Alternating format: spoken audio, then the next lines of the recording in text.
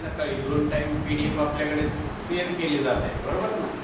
परंतु तेवढा स्टडी झाला पाहिजे, त्या व्यतिरिक्तही झाला पाहिजे, परंतु तेवढा स्टडी होणं खूप गरजेचं आहे. कारण का करंट अफेअर्समध्ये बघा, नॉर्मली GS मध्ये हिस्ट्री, जिओग्राफी, पॉलिटी, इकॉनॉमिक्स हे जे कंटेंट आहेत, या कंटेंटवरती एक आपल्याला कळतं की कुठे प्रश्न निघू शकतो. एकमेव सब्जेक्ट आहे GS मध्ये चालू घडत असेल की याच्यावरती अंदाज बांधता येत नाही, आलेला नाही. फक्त आपण म्हणू शकतो की हा महत्त्वाचा प्रश्न आहे आणि म्हणून त्याला हायलाईट करावं लागेल. म्हणून PSSC, बँकिंग, रेल्वेची कुठलीही परीक्षा असू द्या, त्यामध्ये खूप महत्त्वाचा पार्ट आहे. ओके, तर हरकत नाही, आपण आपल्या सेशनला सुरुवात करूया. मुळात मी काल एक करंट अफेअर्समध्ये काही ठराविक 8 ते 10, 20 क्वेश्चन काढलेले आणि त्याच्यानंतर एक PDF आपण दर महिन्याला करत असतो की विद्यार्थ्यांसाठी जे काय आहे ते क्वेश्चन आहेत ते आपण पूर्णपणे सेशनमध्ये पाहणार आहोत. ठीक आहे, हरकत नाही. तर काही प्रश्न आपल्याला या ठिकाणी पाहिजे जे IMP आहेत.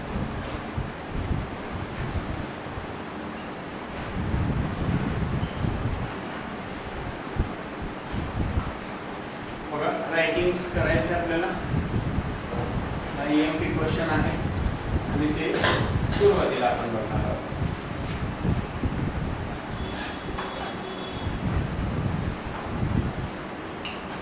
एक प्रश्न,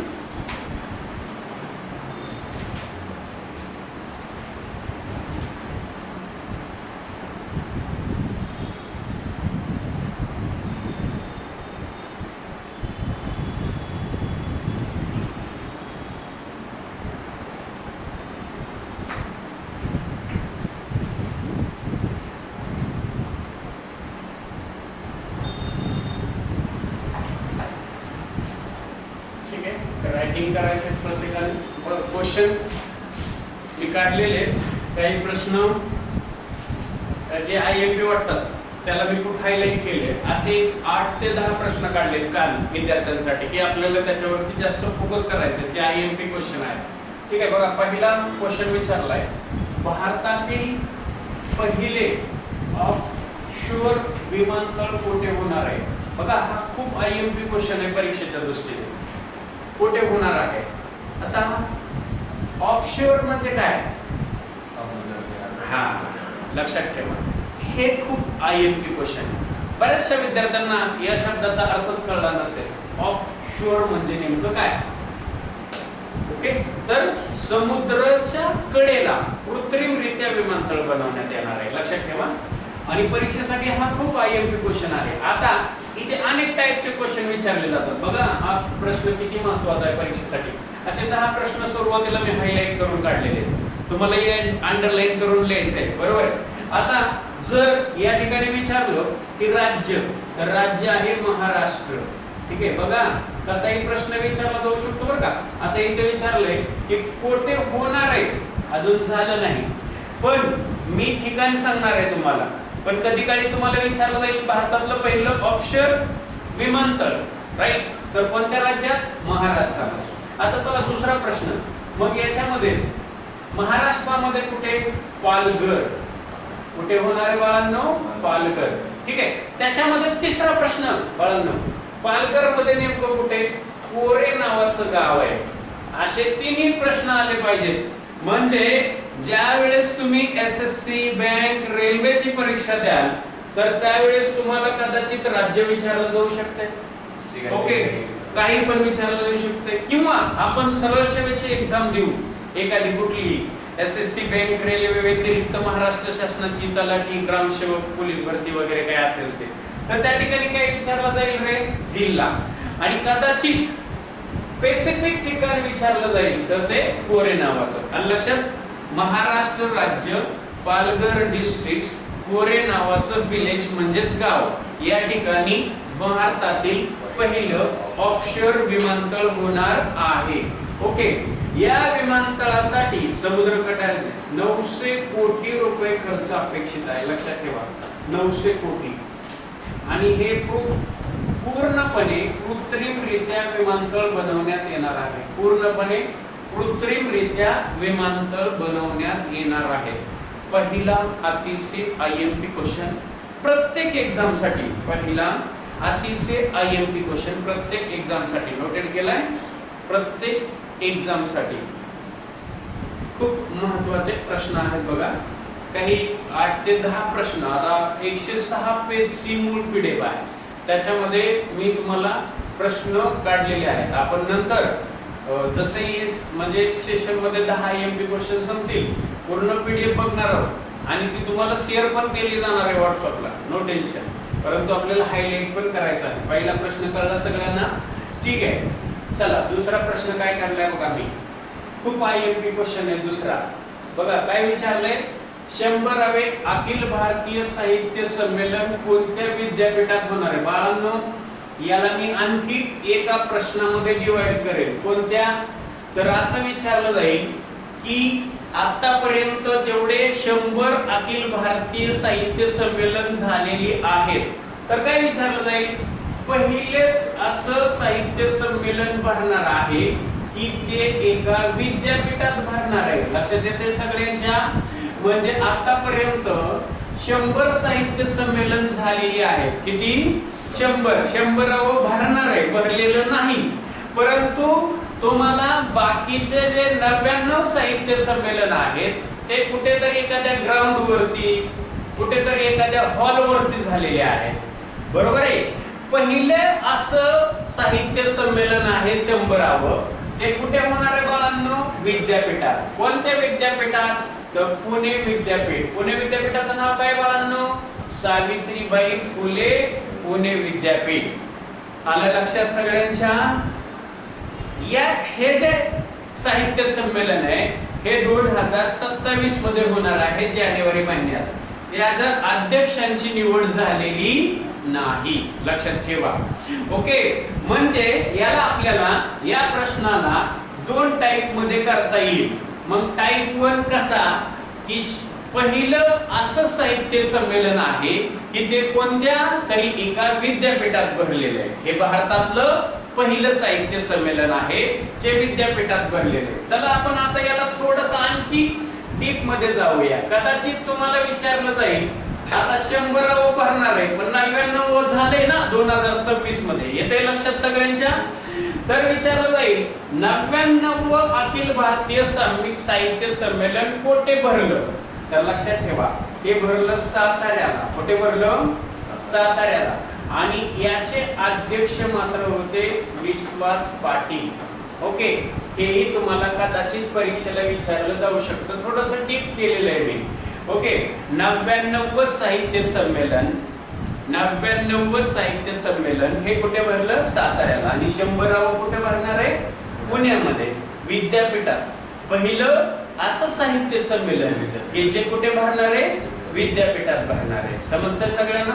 ओके, आणखी त्याला थोडंसं मी डीप मध्ये करतो, कदाचित विचारलं जाईल तुम्ही म्हटलंय सर की 100व साहित्य संमेलन भरणार आहे आणि आतापर्यंत किती झालेत रे बाळांनो?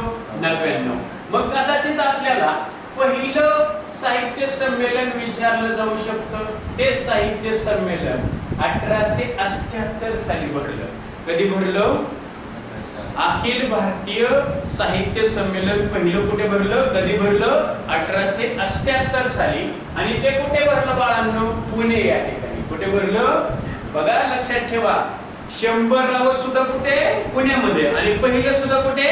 पुण्यामध्ये. आणि पहिल्या साहित्य संमेलनाचे अध्यक्ष विचारले जातील न्यायमूर्ती महादेव गोविंद रानडे. हे पहिल्या साहित्य संमेलनाचे अध्यक्ष होते. आलं लक्षात सगळ्यांच्या? व्यवस्थित नोटेड केलंय. फर्स्ट साहित्य संमेलन 1878 पुणे. चेअरमन न्यायमूर्ती महादेव गोविंद रानडे आहेत, सॉरी होते. त्यांचा जन्म 1842 साली झाला निफाड नाशिक मध्ये. लक्षात, न्यायमूर्ती महादेव गोविंद रानडे. आणि न्यायमूर्ती महादेव गोविंद रानडे मुंबई युनिव्हर्सिटीचे पहिले ग्रॅज्युएट स्टुडंट. ओके, कधी पास झाले? 1862 ला. कधी पास झाले? मुंबई विद्यापीठाची स्थापना झाली 1857 ला. मुंबई विद्यापीठाची BA ची डिग्रीची पहिली बॅच बाहेर पडली 1862 आणि पहिलेच विद्यार्थी ठरले कोण तर न्यायमूर्ती रानडे हे मुंबई युनिव्हर्सिटीचे ग्रॅज्युएट होणारे पहिले स्टुडंट. त्यांच्या बरोबर आणखी 3 व्यक्ती होते बरोबर, पण न्यायमूर्ती रानडे हे फर्स्ट क्लास होते. ओके, फर्स्ट क्लास पद्धतीने पास झाले, म्हणजे त्यावरती सुद्धा तुम्हाला क्वेश्चन विचारला जाऊ शकतो. राईट, फर्स्ट क्लास आला लक्षात, फर्स्ट क्लास. त्यांच्याच बरोबर वामन आबाजी मोडक होते, गणेश बाबा वगैरे होते बरोबर आहे, न्यायमूर्ती चंदावरकर. म्हणजे हे जे प्रश्न आहेत ते तुम्हाला विचारले जाऊ शकतात कदाचित. हा झाला सेकंडरी सर्वात महत्त्वाचा क्वेश्चन, सगळ्यांना लक्षात आला असेल. चला थर्ड क्वेश्चन काय बघा. थर्ड क्वेश्चन आता झाला प्रश्न. थर्ड क्वेश्चन बघा, 101 अखिल भारतीय नाट्य संमेलन कोठे होणार आहे. बघा काय प्रश्न आहे, 100व साहित्य संमेलन आणि नाट्य संमेलन वेगळं असतं. कोण सांगेल मला साहित्य संमेलन आणि नाट्य संमेलनामध्ये काय डिफरंट असतो. साहित्य संमेलन आणि नाट्य संमेलन मध्ये काय डिफरंट असतो, तुम्हाला काय वाटतं. साहित्य संमेलन आणि नाट्य संमेलन मध्ये काय डिफरंट असतो. साहित्य संमेलन 100व होणार आहे आणि नाट्य संमेलन किती होणार आहे, 101 होणार आहे. Right right. नाट्य संमेलनामध्ये लक्षात ठेवा, जे रंगभूमिकार असतात, जे कलाकार असतात, जे नाटक लिहितात, संगीतकार असतात, त्यांचा सहभाग असतो, म्हणून त्याला काय नाव दिलं जातं, नाट्य संमेलन. आणि साहित्य संमेलनामध्ये कोणाचा सहभाग असतो, जो कथा कादंबरी लिहितो. समजते का. विश्वास पाटील हे 99व्या साहित्य संमेलनाचे अध्यक्ष होते. का, कारण त्यांनी पानिपत नावाची कादंबरी लिहिली. कोणती, 99वं साहित्य संमेलन कुठे सांगितलं ना, सातारा. त्याचे अध्यक्ष कोण होते, विश्वास पाटील. त्यांना अध्यक्ष का केलं, कारण ते साहित्यिककार आहे. काय, साहित्यिककार आहे. आणि लक्षात, पहिले आपण प्रश्न पाहिला ना दुसरा. आता बघा तिसरा काय विचारलंय, 101व साहित्य नाट्य संमेलन हे लक्षात ठेवा बोरिवली या ठिकाणी भरणार आहे. बोरिवली, मेरी IMP बोरिवली या ठिकाणी भरणार आहे. आणि याच्या अध्यक्षपदी निवड झालेली आहे मोहन जोशी यांची.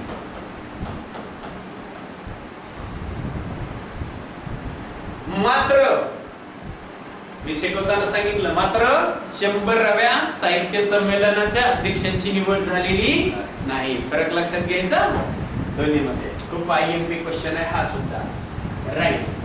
चला फोर्थ मध्ये बघूया काय. Very IMP fourth question noted करायचं आहे. नंतर मी पूर्ण डिटेल सांगणार आहे पूर्णपणे. व्हेरी IMP क्वेश्चन आहे हा. समान नागरी कायदा लागू करणारं भारतातलं नुकतंच 3रं राज्य कोणतं ठरलेलं आहे. समान नागरी कायदा लागू करणारं भारतातलं 3रं राज्य कोणतं ठरलेलं आहे. चला आता आपण याची पूर्ण डिटेल पाहूया बाळांनो. पूर्णपणे डिटेल पाहूया. पूर्ण लक्षात ठेवा, समान नागरी कायद्यासाठी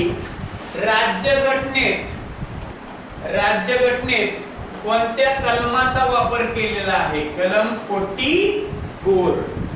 समान नागरी कायद्यासाठी कॉन्स्टिट्यूशन मध्ये कोणतं आर्टिकल आहे बाळांनो, 44. देन आता या ठिकाणी प्रश्न विचारलाय, समान नागरी कायदा लागू करणारं भारतातलं 3रं राज्य. याचा अर्थ असा आहे की 2 राज्यांनी अगोदरच समान नागरी कायदा लागू केला असणारे. म्हणजेच या महिन्यात म्हणजे जून महिन्यात एका राज्याने समान नागरी कायदा लागू केलाय आणि तो प्रश्न आपल्याला आलाय. लक्षात येते. पण मागच्या काही 2 वर्षात जर तुम्ही बघितलं तर परीक्षेला SSC बँकिंग रेल्वेला विचारलंय समान नागरी कायदा लागू करणारं भारतातलं पहिलं राज्य कोणतं? म्हणजे याचा अर्थ आपल्याला हे जरा प्रश्न पाहावा लागेल की कलम कोणता आहे, कलम 44, देन भारत देशात समान नागरी कायदा लागू करणारं पहिलं राज्य जे आहे ते उत्तराखंड आहे. लक्षात ठेवा, पहिलं राज्य कोणतं आहे? उत्तराखंड आहे. त्यानंतर दुसरं राज्य विचारलं जाईल. दुसरं राज्य आहे गुजरात. येतंय लक्षात सगळ्यांच्या? दुसरं राज्य कोणतं आहे? गुजरात. आणि आपल्याला प्रश्न आलाय, गेल्या महिन्यामध्ये एका राज्याने समान नागरी कायदा लागू केलेला आहे, त्या राज्याचं नाव आहे आसाम. Very IMP. म्हणजेच या चारही प्रश्न जर तुम्ही बघितले बाळांनो तर हे परीक्षेला पडलेले आहेत. समान नागरी कायदा लागू करणारं पहिलं राज्य उत्तराखंड आहे, दुसरं गुजरात आहे, तिसरं आसाम आहे, ज्याने नुकतंच गेल्या महिन्यात जून महिन्यात समान नागरी कायदा घेतलेला आहे. आता कलम विचारला. आता याच्या पेक्षा थोडे आणखी 2 क्वेश्चन विचारले जातील. ते 2 क्वेश्चन सुद्धा तुम्हाला यायला पाहिजे. समान नागरी कायदा म्हणजे नेमकं काय? बऱ्याच भारतातल्या लोकांना कॉन्स्टिट्यूशन न वाचल्यामुळे त्याचा असा गैरसमज आहे की समान नागरी कायदा म्हणजे जे काही आरक्षण आहे एससी एसटी ओबीसी वगैरे हे निघून जाते. अजिबात नाही. मग समान नागरी कायदा म्हणजे नेमकं काय? समान नागरी कायदा लागू झाल्यानंतर काय होतं तर एखाद्या व्यक्तीला बहुपत्नीकत्व बंद होतं. म्हणजे एकच व्यक्ती अनेक लग्न करतो तर ते काय होतं? बंद होतं. लक्षात. आज जर आपण बघितलं तर काही धर्मामध्ये सर मुस्लिम सारखा आहे तर त्या ठिकाणी अनेक काय केले जातात? लग्न केले जातात. समान नागरी कायद्यामध्ये सगळ्यांना समान, मग तो जात धर्म काय असेल ते असेल, पण सगळ्यांना कसे समान आहे. लक्षात. त्याला समान नागरी कायदा. आणि म्हणून बऱ्याचशा लोकांना कॉन्स्टिट्यूशन नसल्यामुळे कळलं नाही. आता एक गोष्ट लक्षात ठेवा काळजीपूर्वक लेक्चरला, की हे उत्तराखंड राज्य पहिलं जरूर आहे, पण भारताला स्वातंत्र्य मिळाल्याच्या नंतर आहे. यदा कदाचित स्वातंत्र्याच्या पूर्वी कोणत्या राज्यामध्ये समान नागरी कायदा लागू होईल असं विचारलं तर हेही यायला पाहिजे. भारत देशाला स्वातंत्र्य कधी मिळाले? 47. कधी मिळाले? आणि 47च्या अगोदर सुद्धा लक्षात ठेवा गोवा या राज्यात काय होतं रे बाळांनो? समान नागरी कायदा होता. कोणी आणला होता? पोर्तुगीजांनी. कारण असं आहे की जो गोवा आहे तो आपल्याला 1947 ला मिळालाच नाही ना. गोवा कधी मिळाला आपल्याला? 1963 साली गोवा मिळालेला आहे. आलं का लक्षात पोरांनो? कारण गोव्यावरती वर्चस्व कुणाचं होतं? पोर्तुगीजांचं होतं. आणि म्हणून भारतामध्ये सर्वात पहिले पोर्तुगीज आले आणि सर्वात लेट सुद्धा कोण गेलं? पोर्तुगीज गेले. गोव्यामध्ये 47 साली गोवा मिळाला का? नाही मिळाला. 63 ला मिळाला आणि 87 ला आपण त्याला राज्य बनवलं. लक्षात ठेवा 1987 ला. आणि भारतातलं 25वं राज्य विचारलं तर मी मागे सांगितलं होतं की भारतातलं 25वं राज्य कोणतं आहे? गोवा आहे. आणि 25व्या राज्याच्या नंतर एक सलग 3 राज्य निर्माण झाली. 3 नोव्हेंबर, 9 नोव्हेंबर आणि 21 नोव्हेंबर 2000 साली 3 राज्यातून डिवाइडेड होऊन मग 25 आणि 3 28. मग या ठिकाणी मी दुसरा एक प्रश्न सांगितला होता बाळांनो तुम्हाला की 28वं राज्य कोणतं? कारण 29वं राज्य विचारलं तर सगळ्याला येईल आंध्रामधून तेलंगणा. आता सध्या 28च राज्य आहे कारण जम्मू काश्मीर हटवल्यामुळे, परंतु 29 होती. किती होती? क्रमांकानुसार 29वं राज्य हे तेलंगणा होतं, परंतु जम्मू काश्मीर गेल्यामुळे भारत देशामध्ये 28 राज्य आणि 8 केंद्रशासित प्रदेश दोघांना एकत्रित केलं. हा प्रश्न पाठ करून ठेवा, लक्षात ठेवा. बऱ्याच ठिकाणी विचारले भारत देशामध्ये किती स्टेट आणि किती युनियन टेरिटरीज? 28 स्टेट आहेत आणि 8 युनियन टेरिटरीज आहेत. बरेच जण पोरं 9 उत्तर लिहितात. ते चुकीचं आहे. का चुकीचं आहे? कारण भारत देशात 29 आणि 7 केंद्रशासित प्रदेश होते. राज्य 29 आणि 7. मात्र ज्या वेळेस जम्मू काश्मीर राज्य कॅन्सल करण्यात आलं त्यावेळी त्या ठिकाणी 2 केंद्रशासित प्रदेश तयार करण्यात आले. किती? 2. काश्मीर आणि लडाख. ओके. आणि इकडचे जे 2 केंद्रशासित प्रदेश आहेत त्यांना एकत्रित करण्यात आलं. म्हणजे यामधलं 1 मायनस झालं, किती उरलेले? 6. आणि या राज्यातून किती तयार झाले? 2. म्हणजे उत्तर झालं 28 आणि 8. हे आत्ताच आन्सर आहे. लक्षात समजलं? म्हणजे त्या पद्धतीने तुम्हाला सांगता आलं पाहिजे. बर, हे लक्षात आला प्रश्न सगळ्यांच्या? ओके, समजलं? त्यानंतर पुढे मी प्रश्न काढलाच आहे की समान नागरी कायदा आणण्यासाठी कोणाच्या अध्यक्षतेखाली समिती नेमली. पुढे प्रश्न काढलाय म्हणून त्याचं विश्लेषण इथं देत नाही, पण हा प्रश्न समजलाय, रायटिंग केलाय सगळ्यांनी. ओके, व्यवस्थित. चला 4. त्यानंतर आपल्याला बघायचंय 5 नंबर. 5 नंबर मध्ये उत्तर सोपं आहे.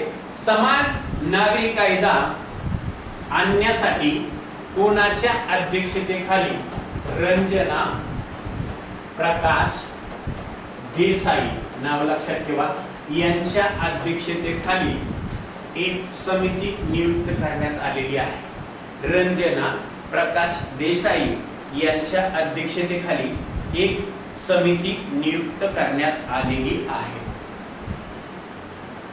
ओके, इथे लक्षात सगळ्यांच्या? समजतंय? क्लिअर? चला 5वा प्रश्न कळलेला आहे विद्यार्थ्यांना. खूप आयएमपी क्वेश्चन काढलेले तुमच्यासाठी राहतील. चला आता पोरांनो, काही प्रश्नाची उत्तर दररोज पीडीएफच्या स्वरूपात तुम्हाला येतात आहेत, परंतु वाचन करत नाही. आजचा विद्यार्थी वाचन हरपलाय. का हरपलाय? कारण त्याच्याकडे मोबाईल आहे की नाही? आणि मोबाईल जेवढा चांगला आहे तेवढा वाईट आहे. आणि जर तुम्हाला जिंकायचं असेल आणि स्पर्धा परीक्षेत यश मिळवायचं असेल तर माझा एक मूल मंत्र लक्षात ठेवा. तो मूल मंत्र असा आहे की कोणतंही काम करताना, म्हणजे तुम्ही अभ्यास करताय, मी लेक्चर घेतोय, त्यावेळी तुमचा मोबाईल कुठे आहे हे आपल्याला समजलं नाही पाहिजे. बेभान होऊन करायचं काम, तरच तुम्ही पास होणार आहे. नाहीतर जगाच्या पाठीवरती कुठेही जा, कितीही शिक्षक चांगला आणा, विद्यार्थी पास होणार नाही. मूलमंत्र लक्षात ठेवा. काम करताना कामच करायचं आणि तेही प्रामाणिकच करायचं. तुम्ही विद्यार्थी आहात, मी शिक्षक आहे, मी जीव तोडूनच शिकवलं पाहिजे, तुम्ही जीव तोडूनच केलं पाहिजे, नाहीतर करायचं नाही. मी लई स्पष्ट बोलणारा व्यक्ती आहे, म्हणजे तुम्हाला इमानदारीने सांगतो, अजिबात नाही. विद्यार्थ्यांना चुकीचं काय नाही. एक तर करू नका, केलं तर मरेपर्यंत मागे सरू नका. स्पर्धा परीक्षेला आलाय, हे क्षेत्र इतकं खतरनाक आहे की तुम्हाला काही ना काही देऊन जाईल. लक्षात ठेवा माझा मूलमंत्र.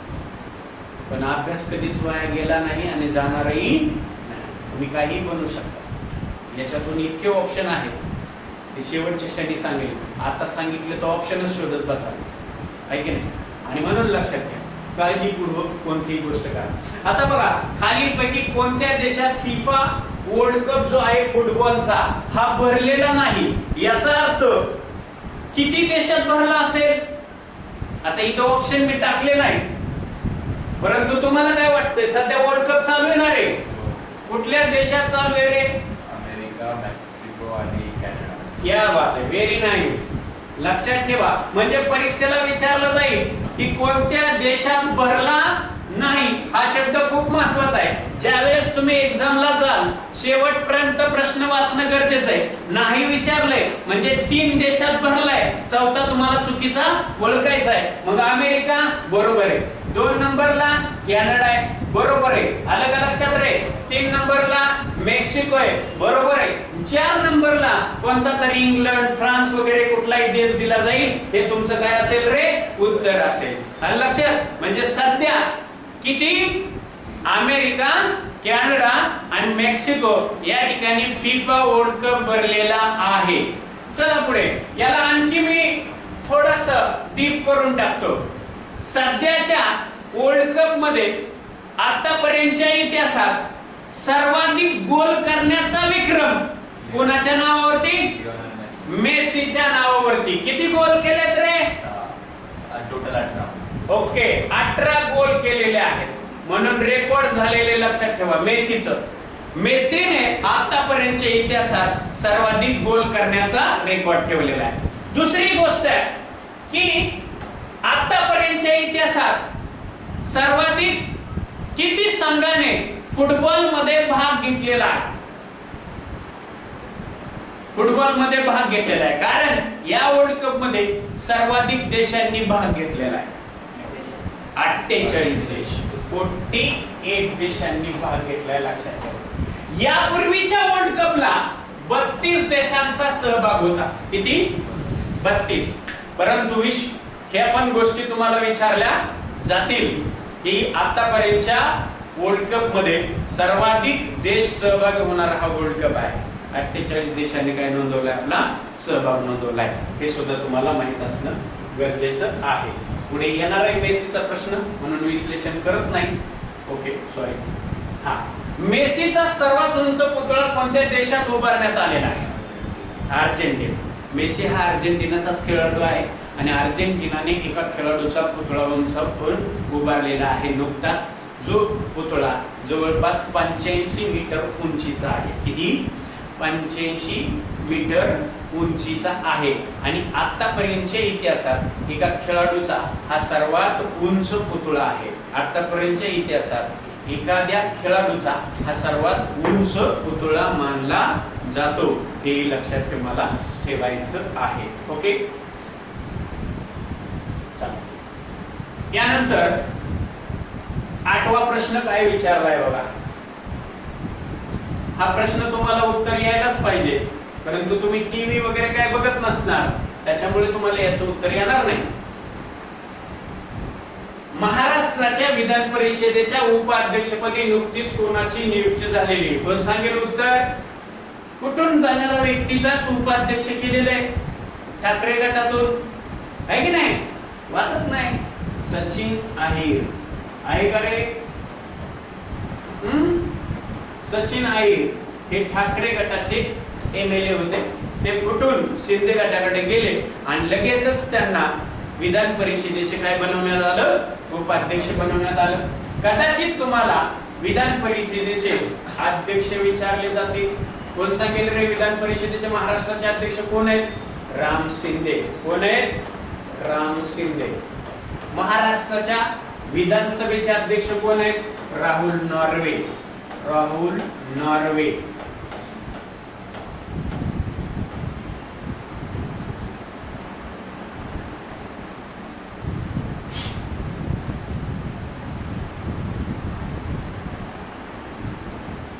नॉर्वेकर. राहुल नॉर्वेकर. ओके, हे विधानसभेचे अध्यक्ष लक्षात ठेवा. हे विधानसभेचे नुकतीच कुठून गेलेले उपाध्यक्ष झाले आणि अध्यक्ष विचारले तर प्राध्यापक राम शिंदे. हे महाराष्ट्राचं गणित. अभ्यास केला नाही त्याच्यामुळे येत नाही.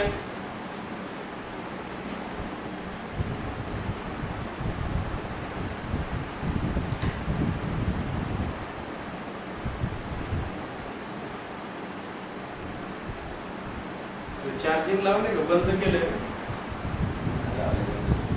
बंद नाही केलं.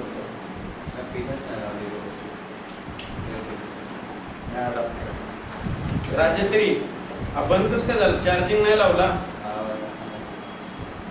पावर संपले?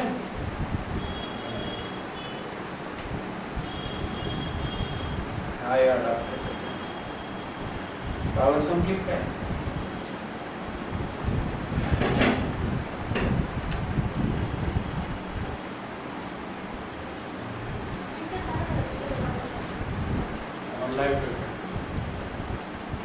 ओके, समजलं? हे प्रश्न कळले? ठीक. नेक्स्ट क्वेश्चन बघूया आपण.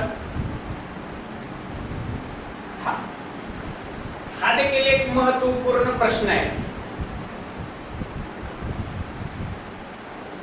आता काय काही पोरांना प्रश्न पडला पाहिजे, सीडीएस म्हणजे काय रे? इथूनच आपली सुरुवात आहे. सीडीएस म्हणजे काय? काय काम करतात? अरे याच्या अगोदर सांगितलं नाही, सीडीएस. आता बऱ्याचशा विद्यार्थ्यांचं कन्फ्युजन असं आहे की यूपीएससी एक परीक्षा सुद्धा घेते, त्याला म्हणतात CDS exam, combined defence service. Okay, आता इथे सीडीएस आहे. हे सीडीएस कोण असतं तर लक्षात घ्या, काळजीपूर्वक लेक्चर आहे का. हे पद आपल्याकडे नव्हतं. हे पद कधी आलं?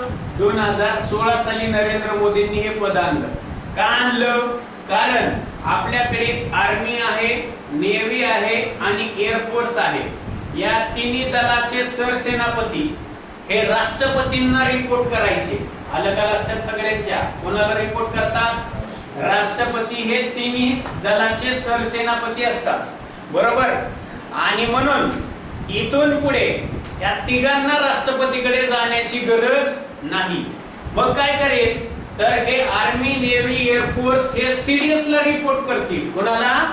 सीडीएस ला. आणि सीडीएस कुणाला रिपोर्ट करतील? राष्ट्रपतींना. राष्ट्रपतींना आपण तिन्ही दलाचे सरसेनापती असं म्हणतो. काय म्हणतो? आता फरक समजून घ्या. फरक असा आहे बाळांनो की सीडीएस म्हटलं की पोरांच्या डोक्यात येतं कंबाइंड डिफेन्स सर्व्हिस, म्हणजे यूपीएससी मार्फत घेतली जाणारी परीक्षा, ज्याला कमांडिंग ऑफिसर म्हणतात. काय म्हणतात? आर्मी नेव्ही मध्ये कमांडिंग ऑफिस. आता जरा तुम्हाला यूपीएससी मधून एंट्री करायची तर बऱ्याच पोरांना माहिती नाही. आपण तर या गोष्टी शालेय जीवनात शिकलो पाहिजे. वास्तविक यूपी बिहारचा मुलगा हा तयार होतो 8वी पासून. कधीपासून? 8वी. आता तुम्हाला 8वी मध्ये आहे माहिती होतं का? नाही. मला होतं का? अजिबात नाही. बाळांनो समजून घ्या, यूपीएससीत आपल्याला एंट्री करायची ऑप्शन किती आहे लक्षात घ्या. पण जर तुम्ही 8वी पासून स्टडी केला तर यूपीएससी ला 12वी झाल्यानंतर सर्वात पहिली एक्झाम देऊ शकता. त्याला म्हणतात एनडीए एक्झाम. कोणती? एनडीए. समजा इथं तुम्ही सिलेक्ट नाही झाला तर दुसरी परीक्षा असते ग्रॅज्युएशन लेवल वरती, त्याला म्हणतात सीडीएस एक्झाम. म्हणजे इथून तुम्ही डिफेन्स सर्व्हिस मध्ये जाता. कशामध्ये? आर्मी, नेव्ही, एअरफोर्स मध्ये. इथे 12वी वरती एनडीए एक्झाम असते आणि ती हुकली तर डिग्री वरती सीडीएस एक्झाम. त्याच्या पुढे गेला तर मग यूपीएससी सिव्हिल सर्व्हिस, ज्याला आपण आयएस एक्झाम म्हणतो. अशा ऑप्शन निवडला जातो आणि मग टप्पा टप्पा चॉईस करतो यूपी बिहारचा मुलगा. आपल्याकडे तसं नाही, कारण ग्रॅज्युएशन होईपर्यंत आपल्याला माहिती नाही, राईट. आणि हे जोपर्यंत विद्यार्थी अवलंब करत नाही तर तो स्पर्धा परीक्षेमध्ये तयार होत नाही. स्पर्धा परीक्षेची तयारी करायची तर त्या लेवलला तयारी करणं खूप काळाची गरज आहे. का? कारण लक्षात घ्या, तुमची एंट्री कुठे होते हे खूप महत्वाचं आहे. तुमचा पाया किती मजबूत आहे हे खूप महत्वाचं आहे. पाया मजबूत असेल तर तुम्ही कुठल्याही पद्धतीमध्ये परीक्षा पास होऊ शकता. ऑलमोस्ट मी लेक्चर मध्ये सांगितलंय की 70% कॉम्पिटिटिव्ह एक्झामचा सिलेबस कसा आहे? सेम आहे. किती टक्के? 70%. प्रत्येक एक्झामला मॅथ आहे, प्रत्येक एक्झामला रिझनिंग आहे, प्रत्येक एक्झामला काय आहे? जीएस आहे. झालं 70%. ओके. उरलं काय? काही एक्झामला मराठी व्याकरण आहे, काही एक्झामला इंग्लिश व्याकरण आहे, काहीला कम्प्युटर आहे, राईट, काहींना त्यांचे कायदे. समजलं? अशा पद्धतीचा टप्पा आहे. मग या ठिकाणी प्रश्न समजून घ्या. प्रश्न काय येतो? सीडीएस म्हणजे भारतातील सर्वोच्च पद आहे, लक्षात घ्या. आणि या सीडीएस जे आहेत, या सीडीएस पदी नुकतीच तिसरे सीडीएस म्हणून एका व्यक्तीची नियुक्ती झाली. पहिला आपण आन्सर बघूया. त्यांचं नाव आहे एन राजा सुब्रमण्यम. ओके. यांची तिसरे सीडीएस म्हणून नुकतीच नियुक्ती झाली. म्हणजेच तुम्हाला प्रश्न पडेल की पहिले सीडीएस कोण? लक्षात, पहिले सीडीएस बिपिन रावत, ज्यांचं हेलिकॉप्टर अपघातामध्ये निधन झालं. साऊथ मध्ये हेलिकॉप्टर पडलं होतं, माहिती आहे ना. ते पहिले सीडीएस होते. जे आर्मीचे पहिले जनरल होते त्यांचीच नियुक्ती सीडीएस म्हणून झाली, म्हणून हे पहिले सीडीएस. दुसरे सीडीएस विचारले जातील अनिल कुमार चौहान. ओके, अनिल कुमार चौहान हे दुसरे सीडीएस आणि नुकतेच तिसरे सीडीएस विचारले जातील. तिसरे सीडीएस कोण आहे? एन राजा सुब्रमण्यम. ओके, हे आयएमपी क्वेश्चन आहेत जे निवडले ते लक्षात येते का सगळ्यांच्या? आयएमपी. चला शेवटचा क्वेश्चन मग आपल्याला current. Combined defence staff CDS ला इथे कंबाइंड डिफेन्स स्टाफ, हा सॉरी चीफ तिकडे combined defence sorry UPSC chief defence staff आणि तिकडे कंबाइंड डिफेन्स सर्व्हिस यूपीएससी मध्ये. आलं का लक्षात रे? चीफ डिफेन्स स्टाफ म्हणजे तिन्ही दलाचा प्रमुख सॉरी, आणि तिकडे यूपीएससी ला combined defence service army commanding officer. चला शेवटचा प्रश्न आहे तो आयएमपी. याचं उत्तर तुम्हाला यायला पाहिजे. आरबीआय चे डेप्युटी गव्हर्नर म्हणून नुकतीच कोणाची नियुक्ती करण्यात आलेली आहे? चला आरबीआय चे गव्हर्नर सांगा मला. नालायकांना मारलं पाहिजे धरू धरू तुम्हाला. आरबीआय चे गव्हर्नर येत नाहीत, बँकेची एक्झाम द्यायला आलाय. संजय मल्होत्रा. त्याच्या अगोदर कोण होते? शक्तिकांत दास होते. बरोबर, राईट? आलं का लक्षात? हा, तर लक्षात घ्या आरबीआय वरती 100% प्रश्न विचारला जातो. आरबीआय ची स्थापना 1 एप्रिल 1935 साली झाली. लक्षात ठेवा, आरबीआय ची स्थापना 1 एप्रिल 1935 साली झाली. त्यानंतर आरबीआय चे फर्स्ट गव्हर्नर, पहिले गव्हर्नर, त्यांचं नाव आहे सर ऑसबॉर्न. लक्षात ठेवा, हे जे प्रश्न आहेत ते पडलेले आहेत हे ब्रिटिश होते, ब्रिटिश. आरबीआय चे पहिले गव्हर्नर सर ऑसबॉर्न. तिसरा प्रश्न, आरबीआय चे पहिले भारतीय गव्हर्नर, भारतीय गव्हर्नर सीडी देशमुख. कोण होते रे? आरबीआय चे first Indian governor CD Deshmukh. चलो, आणि आरबीआय चे सध्याचे गव्हर्नर संजीव मल्होत्रा. संजीव ना, संजीव नाव आहे, संजय मल्होत्रा. संजीव, ओके, संजय मल्होत्रा. आलं लक्षात? त्याच्या अगोदर शक्तिकांत दास होते. तर आता विचारलंय डेप्युटी गव्हर्नर रोहित जैन. लक्षात ठेवा, रोहित जैन यांची नुकतीच आरबीआय चे डेप्युटी गव्हर्नर म्हणून नियुक्ती झालेली आहे. पण आपल्याला गव्हर्नर चालत नाही नालायकांना, आहे की नाही? अजिबात अभ्यास करत नाही कार्ट्यांनो, एक कार्टा अभ्यास करत नाही. जीव तोडू तोडू एक पॉइंट द्यायचा. साधे साधे प्रश्न विचारले जात नाही. चला, मी याच्या अगोदर आणखी एक टॉपिक शिकवला होता. तो टॉपिक होता तो म्हणजे 16वा वित्त आयोगाचे अध्यक्ष. टोटल किती वित्त आयोग चालू आहेत? अरे चालू कधी आहे? तो पण टॉपिक मागे घेतला होता, आठवते का? 16 वित्त आयोग नियुक्त झालेला आहे. त्याचे अध्यक्ष कोण आहेत रे? येत नाही.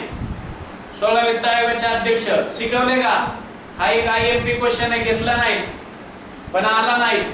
बरोबर आहे की नाही? अभ्यास एक कार्ट करत नाही. 16वा वित्त आयोग देशामध्ये चालू आहे, त्याचा कालावधी 2026 ते 31 आहे. काय अभ्यास करत नाही. त्याचे अध्यक्ष कोण आहेत? अरविंद बनगडिया आहेत. आहेत का रे? अरविंद बनगडिया जे नीती आयोगाचे पहिले उपाध्यक्ष होते. राईट? शिकवलंय का टॉपिक? अजिबात नाही. 15 वित्त आयोग विचारला तर एन के सिंग अध्यक्ष आहेत. हे सगळे टॉपिक शिकवले. 14वा वित्त आयोग विचारला तर वाय व्ही रेड्डी अध्यक्ष आहेत. वाय व्ही रेड्डी 14 वित्त आयोगाचे. 13 वित्त आयोगाचे अध्यक्ष विचारले तर विजय केळकर आहेत. जे हमेशा परीक्षेला प्रश्न विचारले जातात ते प्रश्न मी नेहमी शिकवतो, परंतु तुम्हाला येत नाही. ओके.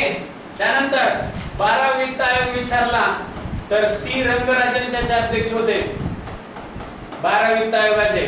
त्यानंतर 11 वित्त आयोग विचारला तर त्याचे अध्यक्ष एम खुसरो होते. त्यानंतर 10वा वित्त आयोग विचारला तर केसी पंत त्याचे अध्यक्ष होते. त्यानंतर 9वा वित्त आयोग विचारला तर केपी साळवे त्याचे अध्यक्ष होते.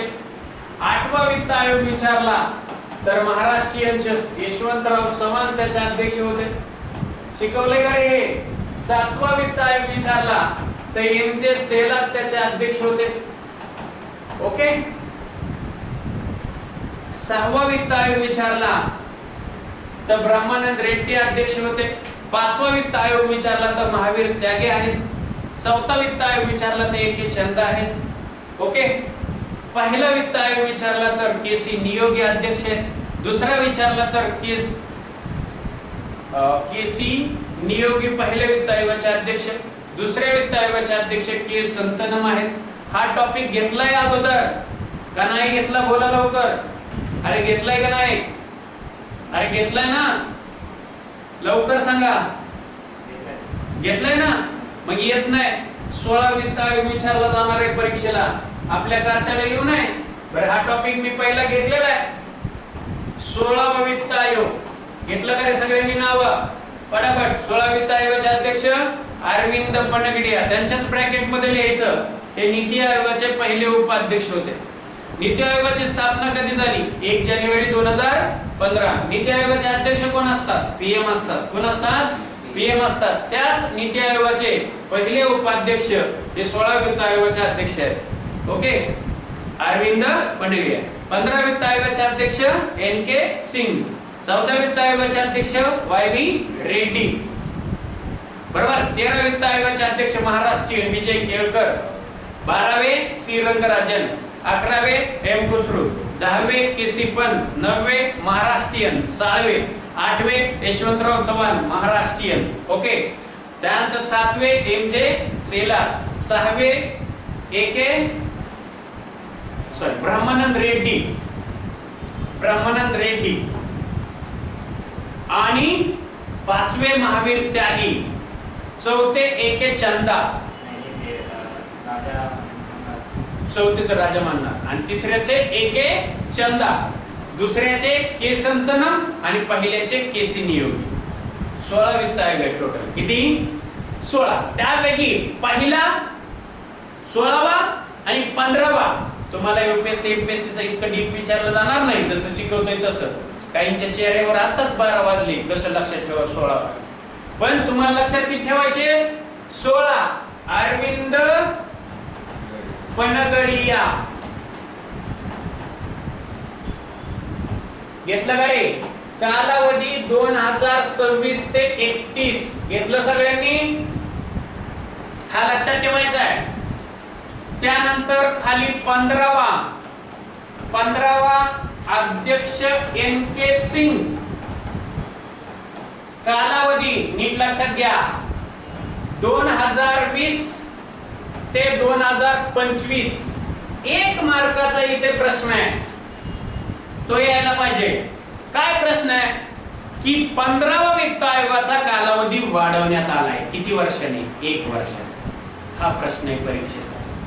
आणि लक्षात, कारण 16वा कधी चालू झाला? 26 ला. समजतंय सगळ्यांना? ओके. चला पुढे. याच्यानंतर एसएससी बँकिंग रेल्वेला 16वा 15वा आणि पहिला लक्षात ठेवायचा. पहिला अध्यक्ष केसी नियोगी. केसी नियोगी. आणि पहिल्या वित्त आयोगाचा कालावधी 1952 ते 57. लक्षात ठेवा. हे 3 एसएससी बँकिंग रेल्वेसाठी व्हेरी आयएमपी. हे 3 एसएससी बँक रेल्वेसाठी व्हेरी आयएमपी.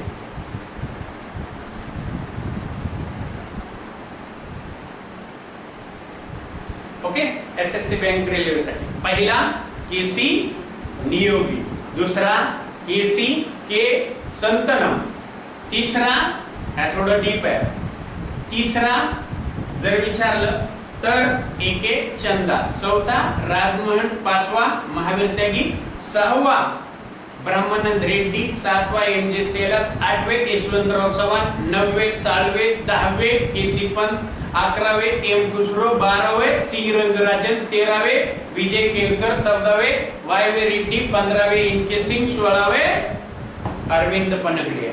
त्यापैकी तुम्हाला हे 3 आले पाहिजे. क्लिअर? समजलं इथपर्यंत? काही अडचण नाही? नक्की अभ्यास मात्र करणार नाही आहे की नाही? करताय? चल आता आपल्याला टोटली बघायचे. तुम्हाला ते ग्रुप वरती पीडीएफ पण शेअर केली जाईल. नोट डोंट वरी. फक्त अभ्यास पूर्ण करत नाही ही थोडी खंत आहे. पूर्णपणे स्ट्रक्चर एक एक प्रश्नाला आपण हायलाइट करणार आहोत. तुम्हाला रायटिंग करायचं आहे टोटली.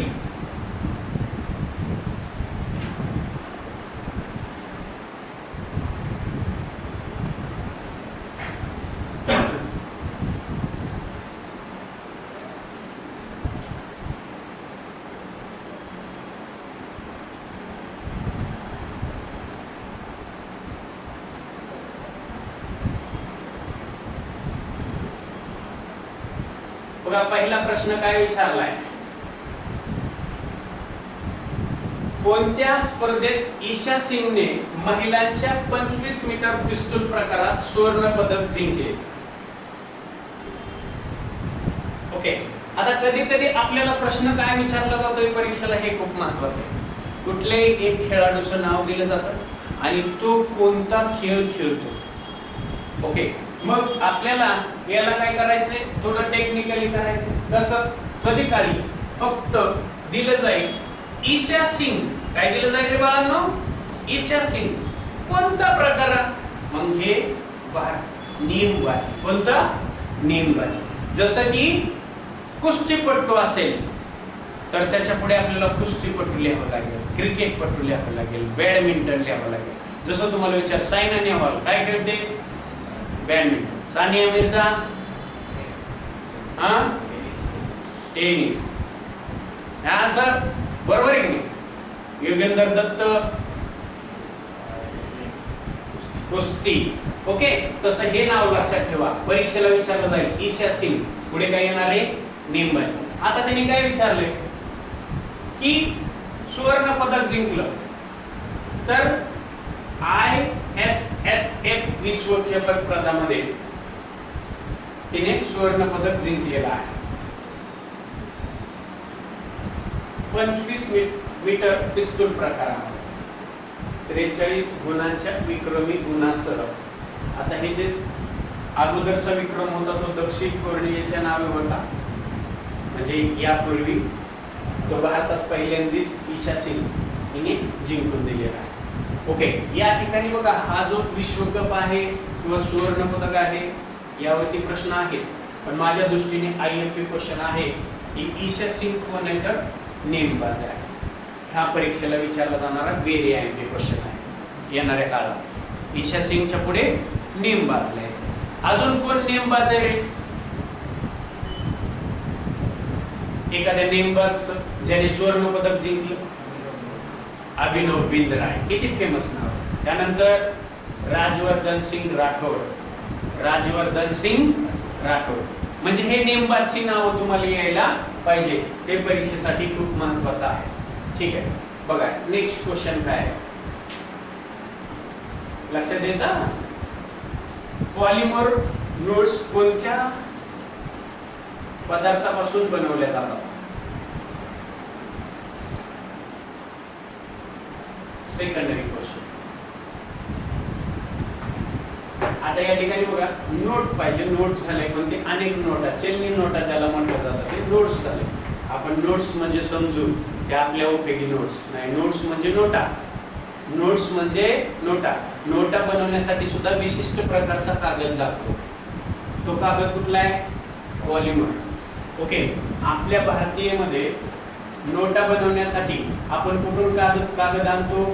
नेपाळवरून. कुठून आणतो? लक्षात ठेवा, आपल्या भारतामध्ये चलनी नोटा बनवण्यासाठी आपण कुठून कागद आणायचो? नेपाळ मधून. नेपानगर नावाचं ठिकाण आहे, परीक्षेला विचारलं जाईल. नेपानगर या ठिकाणावरून कागद आणायचो. ठीक आहे. तर आता या ठिकाणी सुद्धा विचारले की नोटा ज्या आहेत की पैसे ते पॉलिमरचा जो कागद वापरला तर नोटा या ठिकाणी चिन्ह पण दाखवले. ज्या नवीन नोटा आहेत ते तुम्हाला ग्लो वरती दिसतील. ओके, आणि तो ग्लो वेगळ्या पद्धतीचा आहे. त्याचबरोबर दुसरा प्रश्न विचारला जाईल की नोटा बनवण्यासाठी जी इंक वापरली जाते माहितीये का? इंक, नोटा, त्यावरती सुद्धा प्रश्न विचारला जातो. इंक एक विशिष्ट प्रकारची इंक असते, त्यावरती सुद्धा प्रश्न.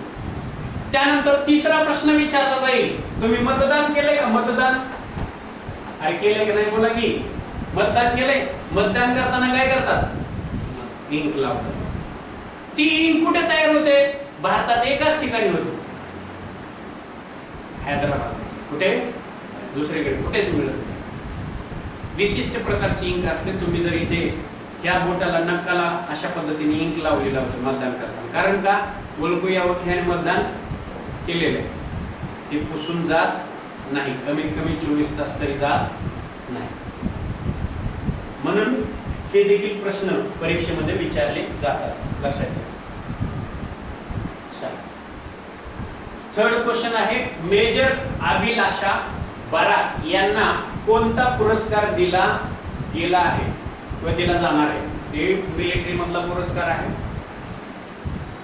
संयुक्त राष्ट्राने जाहीर केलेल्या भारतीय शांतता सैनिक हरभजन सिंग आणि सुजित कुमार प्रधान यांना मरणोत्तर टॅग. आता हरभजन सिंग तुम्ही म्हणाल क्रिकेटपटू आहे, नाही तर हरभजन सिंग सुद्धा मिलिटरी मधले मरणोत्तर पदक जाहीर केलेले आहे. आणि भारतीय लष्करामधले जे मेजर आहेत त्यांना हा पुरस्कार मिळवणारे ते पहिलेच व्यक्ती ठरलेले आहेत, लक्षात ठेवा. अभिलाषा बारक त्यांचं नाव आहे.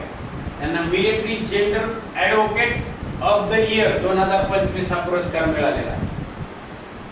मिलिटरीमध्ये शक्यतो हा पुरस्कार दिला जात नाही. तेव्हा मिलिटरी मधला सगळ्यात महत्त्वाचा पुरस्कार कोणता असतो? परमवीर चक्र. कोणतं? त्याच्यानंतर असतं अशोक चक्र. कोणतं? अशोक चक्र. मात्र हा पुरस्कार मिळवणारे ते पहिलेच व्यक्ती ठरलेले आहेत, ते देखील तुम्हाला लक्षात ठेवायचं आहे. खूप महत्त्वाचा हा देखील एक पुरस्कार आहे. बघा, नेक्स्ट क्वेश्चन विचारलाय, राष्ट्रपतीचा पोलीस कलर्स पुरस्कार कोणत्या राज्याच्या पोलिसांना देण्यात आलेला आहे? आता एक जे पोलीस विशिष्ट प्रकारची चांगल्या प्रकारची सेवा बजावतात त्यांना दरवर्षी हा पुरस्कार दिला जातो. आणि त्यामध्ये सिक्कीम जे राज्य आहे त्या राज्याला पुरस्कार देण्यात आलेला आहे. राष्ट्रपतीच्या हस्ते हा पुरस्कार दिला जातो. राष्ट्रपतींच्या हस्ते हा पुरस्कार दिला जातो. आता हा प्रश्न नोटेड करायचा आहे. जे प्रश्न येईल तुम्हाला मी सांगेल, हा नोटेड करायचा तुम्हाला. धनेंद्र कुमार कोणत्या संघटनेचे पहिले अध्यक्ष होते?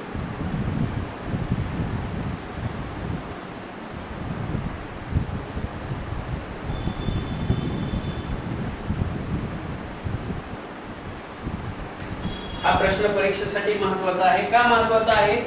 कारण लक्षात ठेवा की स्पर्धा परीक्षेच्या बाबतीमध्ये असेल तर धनेंद्र कुमार यांनी CCI यामध्ये ते पहिले अध्यक्ष होते. ते माजी IAS अधिकारी आहेत, सॉरी IAS अधिकारी आहेत.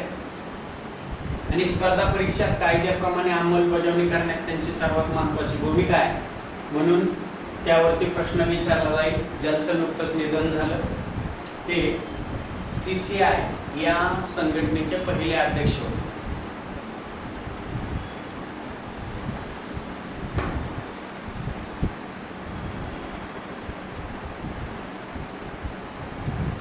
नोटेड केला प्रश्न?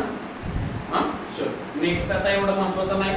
नवीन लँड रॉकेट कोणत्या कंपनीने विकसित केलं? Blue orange. एवढं हा महत्वाचा प्रश्न नाही.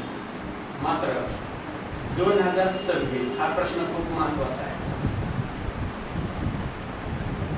2026 नॅशनल स्पेलिंग बी स्पर्धा कोणी जिंकली? श्री पारिक पाहिजे त्या ठिकाणी. श्री पारिक 14 वर्षाचा युवक आहे. हा प्रश्न महत्वाचा आहे.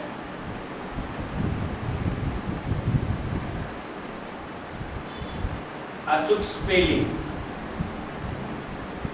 एखादा वर्ड्स तुम्हाला दिला जातो त्याचे अचूक स्पेलिंग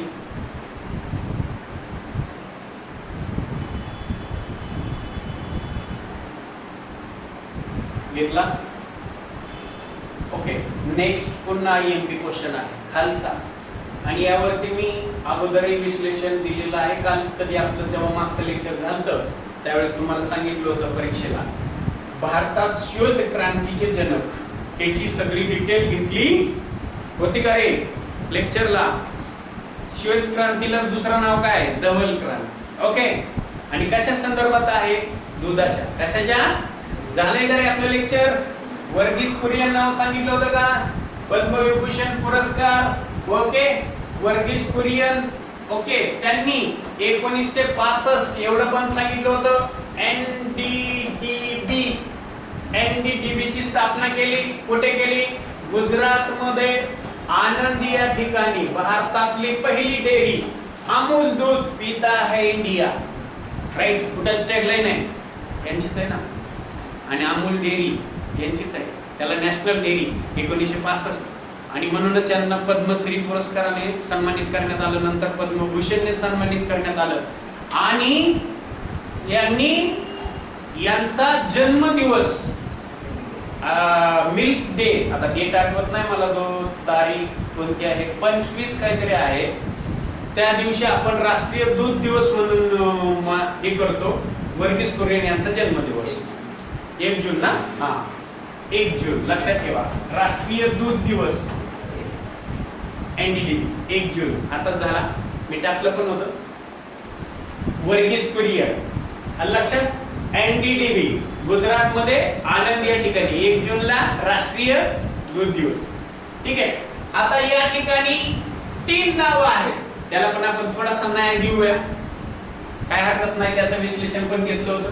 या ठिकाणी दिसतंय नॉर्मन बोरलॉग. हु इज, कोण आहे? हे पण सांगितलं होतं मागच्या लेक्चरला, म्हणून थोडासा न्याय देऊ म्हटलं. कोण आहे? सांगितलं होतं का रे बाळांनो? नाही सांगितलं. असं होऊ शकत नाही. ठीक आहे, बघूया आपण. नॉर्मन बोरलॉग हे जागतिक हरित क्रांतीचे जनक. कशाचे? लक्षात ठेवा, काल पण विश्लेषण केलं होतं, आज पण करतोय, आणि 2-4 दिवस झालं विश्लेषणच करतोय. जागतिक हरित क्रांतीचे जनक कोण? नॉर्मन बोरलॉग आहे. त्यानंतर या ठिकाणी आणखी एक नाव दिसतंय, MS स्वामीनाथन. Who is? हे पण विश्लेषण केलं होतं. भारतीय हरित क्रांतीचे जनक. काय रे पोरांनो, तुम्हाला कुठे नेऊन सोडावं? भारतीय हरित क्रांतीचे जनक. आणि भारतामध्ये हरित क्रांती कधी झाली? 1965-66 साली झाली. हरित क्रांती सर्वात पहिले कोणत्या राज्यात झाली? पंजाब. हरित क्रांती सर्वात पहिले कोणत्या पिकावरती झाली? हे सगळे प्रश्न मी सांगितले होते. चलो, होमी बाबा. हु इज?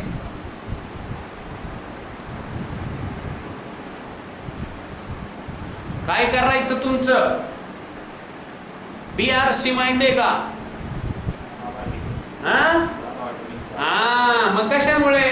अरे सायंटिस्ट होते ना होमी बाबा. मग साधा सिंपल प्रश्न आहे.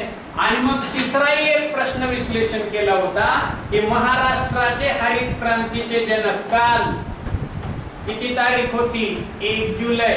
लक्षात ठेवायचं, 1 जूनला दूध दिवस, आणि 1 जुलैला कृषी दिवस, आणि 1 जुलैला महाराष्ट्राचे माजी सीएम वसंतराव नाईक यांचा जन्मदिवस आणि त्यांनाच महाराष्ट्राचे हरित क्रांतीचे जनक म्हणतात. संपला ना विषय. काय कळलं का? काय कळलं? 1 जूनला राष्ट्रीय मिल्क डे, 1 जुलैला महाराष्ट्र कृषी दिन, 1 जुलैला डॉक्टर वसंतराव नाईक यांचा जन्मदिवस आपण कृषी दिन म्हणून साजरा करतो आणि त्यांनाच महाराष्ट्राच्या हरित क्रांतीचे जनक असं म्हणतात. म्हणजे आपल्याला प्रश्न समजले सगळे. ओके. जागतिक हरित क्रांतीचे जनक कोण? Norman Borlaug. भारतीय हरित क्रांतीचे जनक कोण? एम.एस. स्वामीनाथन. महाराष्ट्राच्या हरित क्रांतीचे जनक कोण? वसंतराव नाईक. आणि 1 जूनला काय? राष्ट्रीय दूध दिवस. 1 जुलैला काय? कृषी दिवस. ओके. हे तुम्हाला सिस्टमॅटिक कळलं पाहिजे. घेतलं का नोट करून?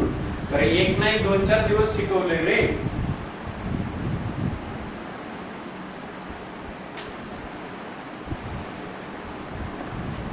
चला नेक्स्ट क्वेश्चन काय विचारलाय बघा. भारत आणि व्हिएतनाम करारानुसार कोणत्या प्रकारची पेमेंट प्रणाली विकसित केली जाईल? ओके. भारताने आणि व्हिएतनाम. व्हिएतनाम एक छोटासा देश आहे, आपल्या सगळ्यांना माहिती आहे. व्हिएतनाम एक छोटासा देश आहे. त्यांनी मिळून QR कोड आधारित आंतरराष्ट्रीय पेमेंट प्रणाली वापरलेली आहे. जसं आपण एखाद्याला पैसे ट्रान्सफर करतोय तर ते आपले झाले इंडियनचं, परंतु व्हिएतनाम आणि आपले नागरिक असतील तर ते सुद्धा QR कोडच्या माध्यमातून काय करू शकतात? पेमेंट ट्रान्सफर करू शकतात. अशा पद्धतीचं QR कोड विकसित केलेला आहे.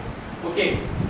आणि तो भारत आणि व्हिएतनामाचा आहे. जसं की एक प्रश्न तुम्हाला विचारला जातो, तो प्रश्न खूप महत्वाचा आहे की समजा आपल्याला आपल्या देशातून इतर देशाला जायचंय तर त्यासाठी काय लागतो? विजा आणि पासपोर्ट. बरोबर. परंतु एक देशामध्ये जाण्यासाठी आपल्याला विजा आणि पासपोर्ट अजिबात लागत नाही. ते देश कोणता?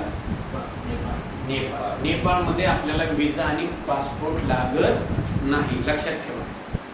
बाकी अदर सर्व कंट्रीमध्ये जाण्यासाठी आपल्याला विजा किंवा पासपोर्टची काय असते? आवश्यकता असते. दुसरं एक गोष्ट आहे, इंटरव्ह्यू मध्ये विचारलं जाईल पासपोर्ट आणि विजा मध्ये काय फरक असतो? कोण सांगेल? अमेरिकेचा त्याच्यामध्ये प्रश्न आपल्याला विचारला. विजा आणि पासपोर्ट मध्ये काय फरक असतो? कोण सांगेल?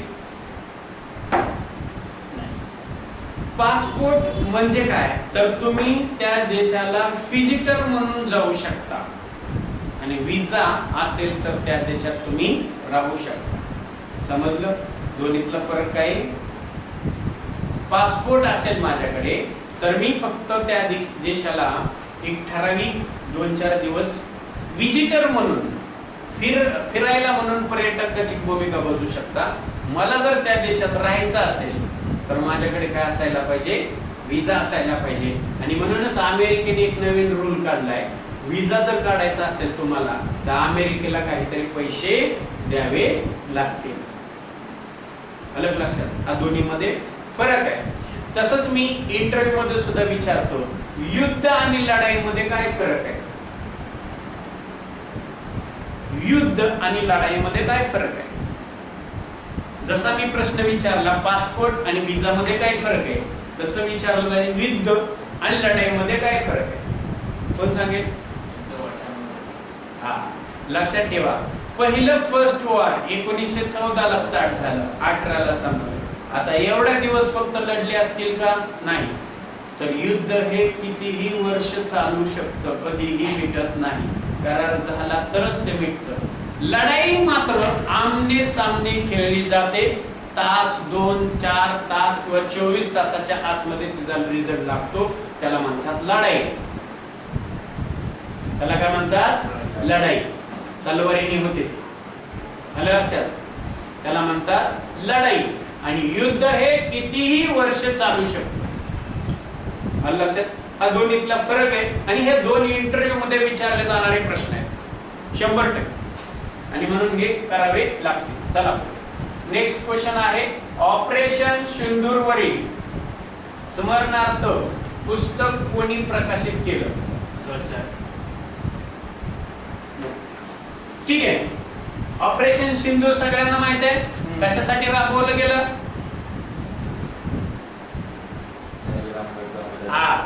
पहलगामवरती हल्ला झाला आणि त्या ठिकाणी निष्पाप व्यक्तींचा बळी गेला, 41-42 लोकांचा धर्म विचारून मारलं गेलं आणि त्याला नाव दिलं ऑपरेशन सिंदूर. त्यावरती आधारित एक पुस्तक प्रकाशित करण्यात आलं आणि ते कोणाच्या हस्ते? राजनाथ सिंग यांच्या हस्ते प्रकाशित करण्यात आले. राजनाथ सिंग कोण आहे? लक्षात ठेवा, त्यांच्या हस्ते पब्लिश का केलं? कारण ते काय आहेत? डिफेन्स मिनिस्टर आहेत. कोण आहेत? डिफेन्स मिनिस्टर आहेत आणि म्हणून प्रश्न विचारला जाईल. व्हेरी एमपी क्वेश्चन, नोटेड करा. ऑपरेशन सिंदूर वरील स्मरणार्थ एक पुस्तक प्रकाशित करण्यात आलं. ऑपरेशन सिंदूर वर आधारित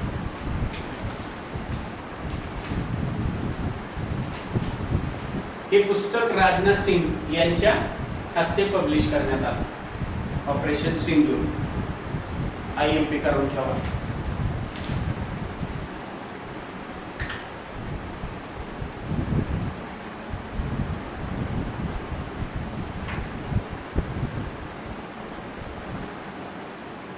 ऑपरेशन सिंदूर.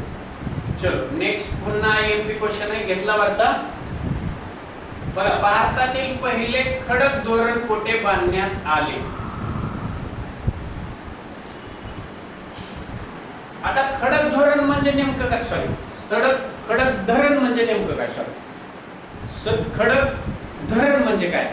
तर त्याच्यामध्ये मी तुम्हाला खूप साऱ्या गोष्टी शिकवेल, नीट लक्षात घ्या. काय आहे बघा, इथे जे धरण आहे, डायग्राम पण दिसतोय तुम्हाला. इथे काय आहे? खडकाळ भाग आहे की नाही? ओके, म्हणजे ते पाण्याची अडवणूक आहे. आता आपण धरण बांधतो तर त्यामध्ये मी टप्प्यात शिकवतो तुम्हाला. हे खडक आहे म्हणजे ऑलरेडी खडक आहे आणि त्याला अडवणूक केली खडकाळ धरण म्हणून. हे भारतातलं पहिलं लेह लडाख मध्ये हे धरण आहे. पाहिलं तर सगळ्यात पहिलं धरण जर बांधलं गेलं अगोदर ब्रिटिशांच्या काळात, नीट लक्ष द्या बरं का, 1925 साली महाराष्ट्रात सगळ्यात पहिलं धरण बांधलं गेलं. कधी? 1925. आणि कशाने? मातीचं धरण. माती माहिती आहे ना सगळ्यांना? ओके, धरण म्हणजे काय? डॅम. नदीचं पाणी अडवण्यासाठी बांधण्यात आलेलं धरण. Okay, dam. आता लक्षात घ्या, 25 ला मातीचं धरण बांधलं गेलं. कुठे? गोदावरी नदी काठी. महाराष्ट्रात कोणती नदी आहे रे? नाशिक मध्ये 1925 ला मातीचं धरण बांधलं गेलं. आता त्याचं रूपांतर स्वातंत्र्यानंतर कशामध्ये झालं? तर सिमेंट मध्ये. आता आपण धरण कशामध्ये बांधतो? सिमेंट मध्ये बांधतो, बरोबर? धरण बांधली गेली. हा तिसरा प्रकार आहे आपल्याला ऍडिशन. हे खडकच आहे, म्हणजे ऑलरेडी नैसर्गिक खडक आहे आणि त्या ठिकाणी काय केले? त्यांनी अडवणूक केली. हे पहिलं खडकाळ धरण मानलं जातं.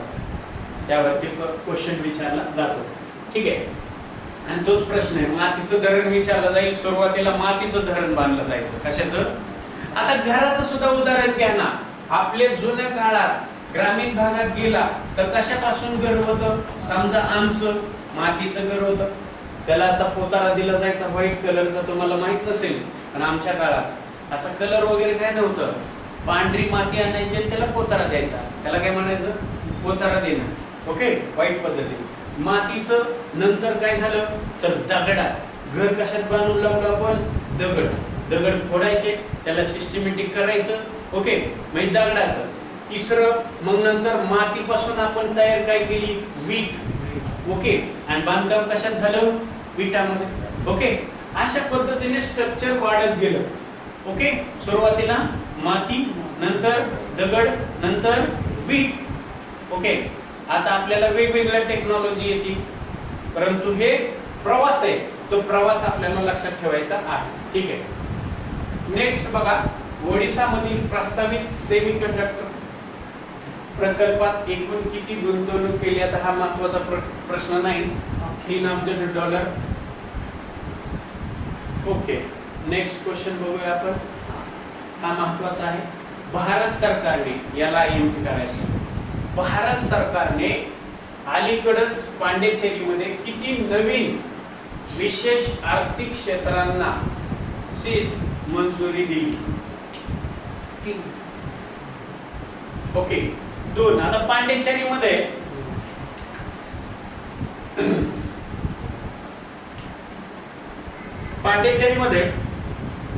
रोजगार निर्मिती असेल, आर्थिक चलनवाढ या संदर्भात 2 सेजला मंजुरी दिली. ठीक आहे. अहवालानुसार मंजुरी दिली. काय एवढा महत्त्वाचा प्रश्न नाही. चला, हा महत्त्वाचा प्रश्न आहे रेल्वेसाठी आणि ऑलरेडी मी शिकवला पण आहे. शिकवलाय ना रे? कोणता? दक्षिण किनारी भारताच्या कोणत्या रेल्वे झोन मध्ये स्थापन करण्यात आले? दक्षिण किनारी म्हणजे भारताचा एकूण किती विभाग आहेत? तर किती? भारताचे टोटल विभाग किती रे? 18 विभाग आहेत ना. 18वा विभाग नुकताच स्थापन झाला. ठीक आहे. पूर्वी 16 विभाग होते टोटल रेल्वेचे. किती? 16. 17वा कोणता विभाग आहे? तर 17वा विभाग आहे कलकत्ता मेट्रो. कलकत्ता मेट्रो कितवा रेल्वेचा विभाग ठरला? 17वा. आणि नुकताच 18वा विभाग सुद्धा स्थापन केलाय काही वर्षांनी. त्याचं मुख्यालय जे आहे ते विशाखापट्टणम आहे. लक्षात ठेवा. व्हेरी IMP क्वेश्चन करून ठेवा. भारताच्या रेल्वेने 18वा विभाग तयार केलेला आहे आणि त्याचं मुख्यालय दक्षिण किनारी विशाखापट्टणम आहे. Very IMP. मुंबई ही किती विभागाचं मुख्यालय रे? रेल्वेने जाताना तुम्ही 2. किती? इकडनं कल्याणवन गेला तर रेल्वेवरती CR लिहिलं जातं. काय लिहिलं जातं? लिहिले का? आणि जर तुम्ही बोरवली साईडला गेला तर तिकडे लिहिलं जातं WR. हे असं का? लक्षात. म्हणून इथे हे जे CR आहे त्याला म्हणतात सेंट्रल रेल्वे. काय म्हणलं जातं?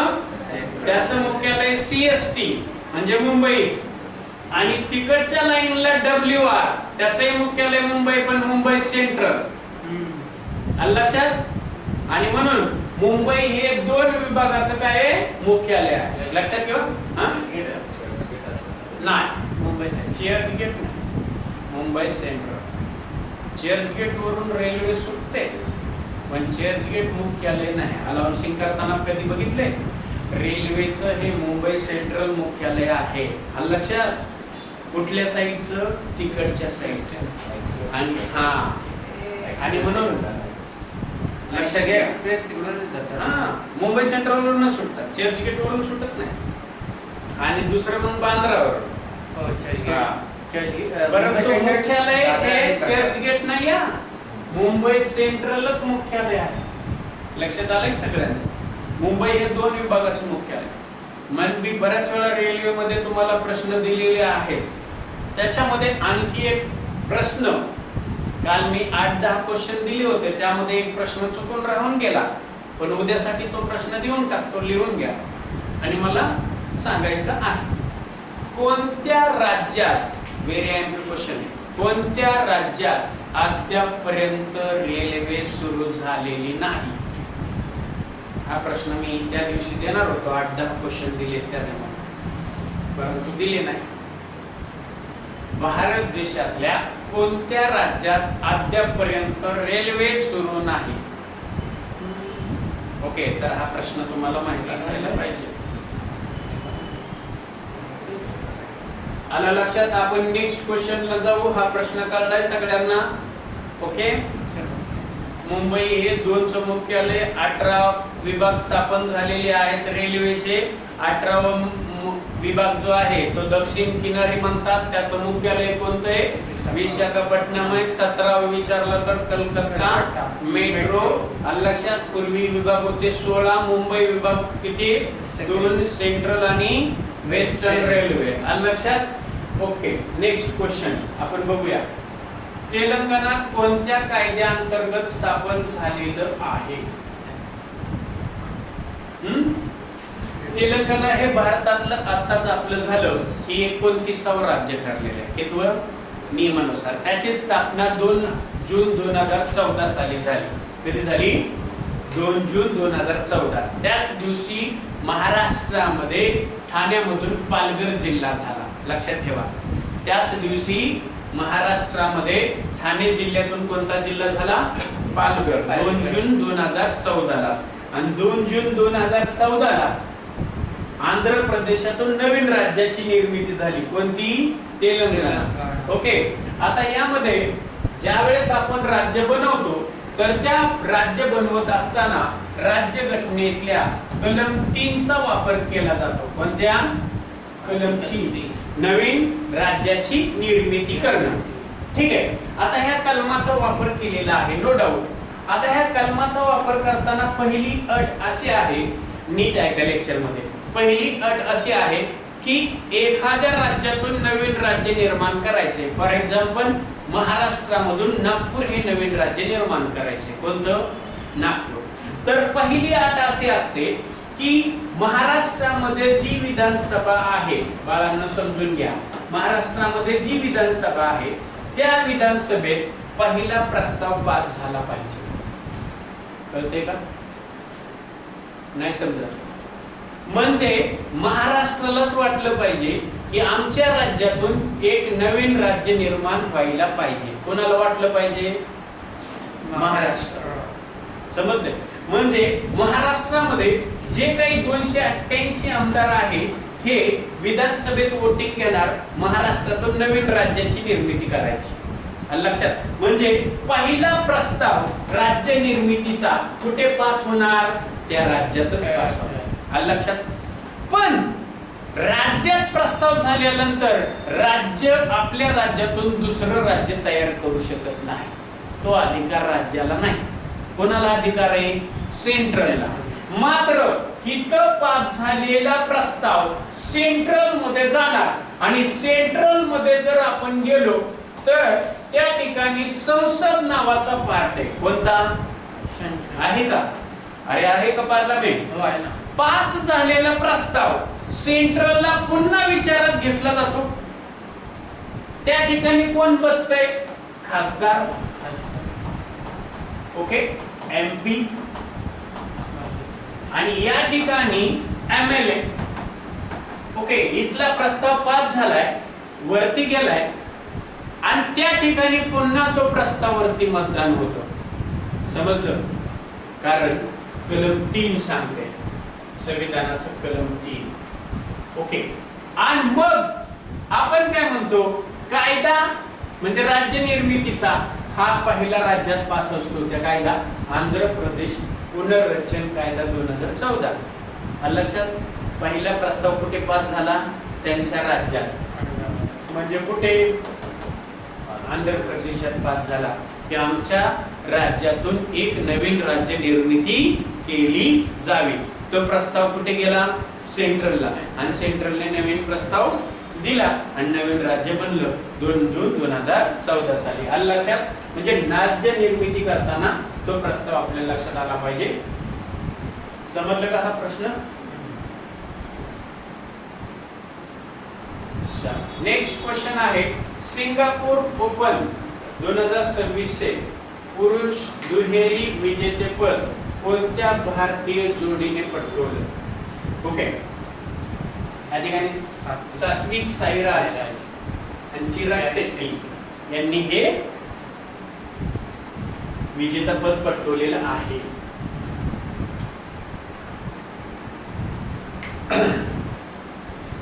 नेक्स्ट, हा प्रश्न खूप महत्वाचा आहे, आयएमपी करून ठेवायचा सगळ्यांनी. WHO चे महासंचालक विशेष पुरस्कार 2026 कोणाला प्रदान करण्यात आला? WHO काय आहे माहिती आहे का रे सगळ्यांना? जागतिक आरोग्य संघटना, बरोबर?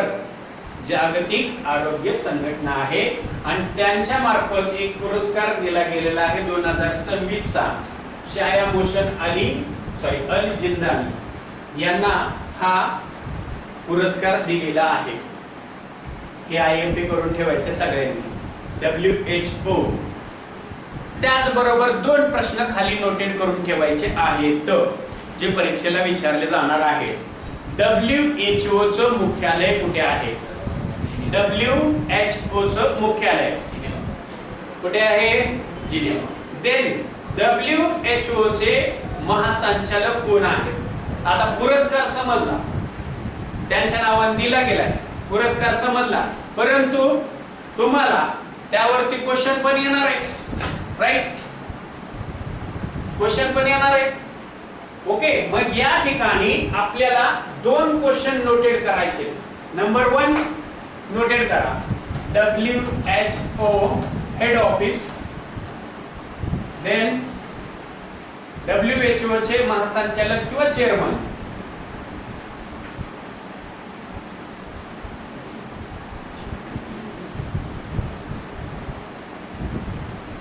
सार्थक 10 मिनिटं.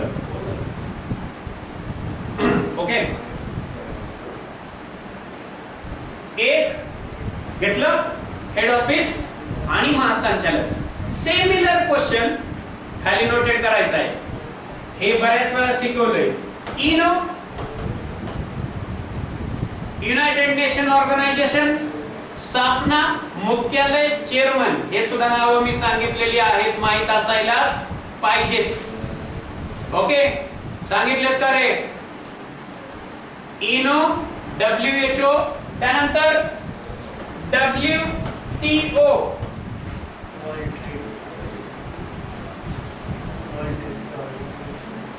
ओके, त्यानंतर सार्क, ओके, सार्कची स्थापना, सार्कचं मुख्यालय, सार्कचे महासंचालक.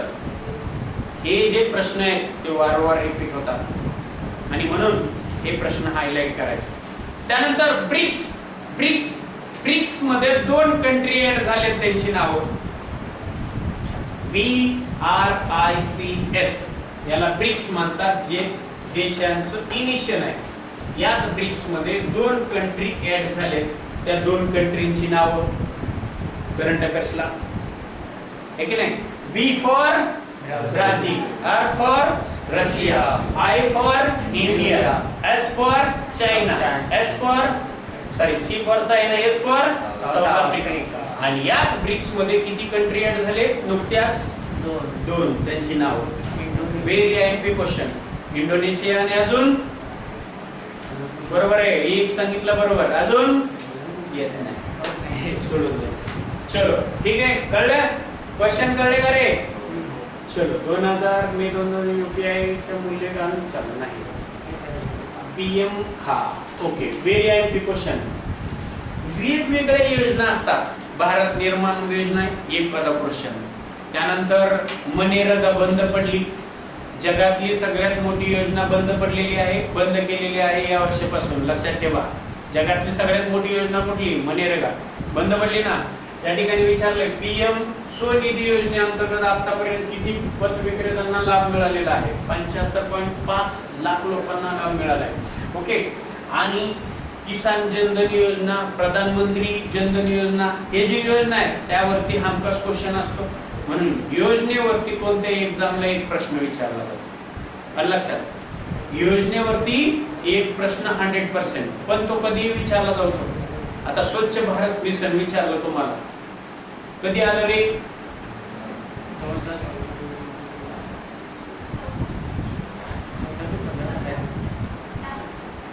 10 नाही आले की 15 नाही आले की 16.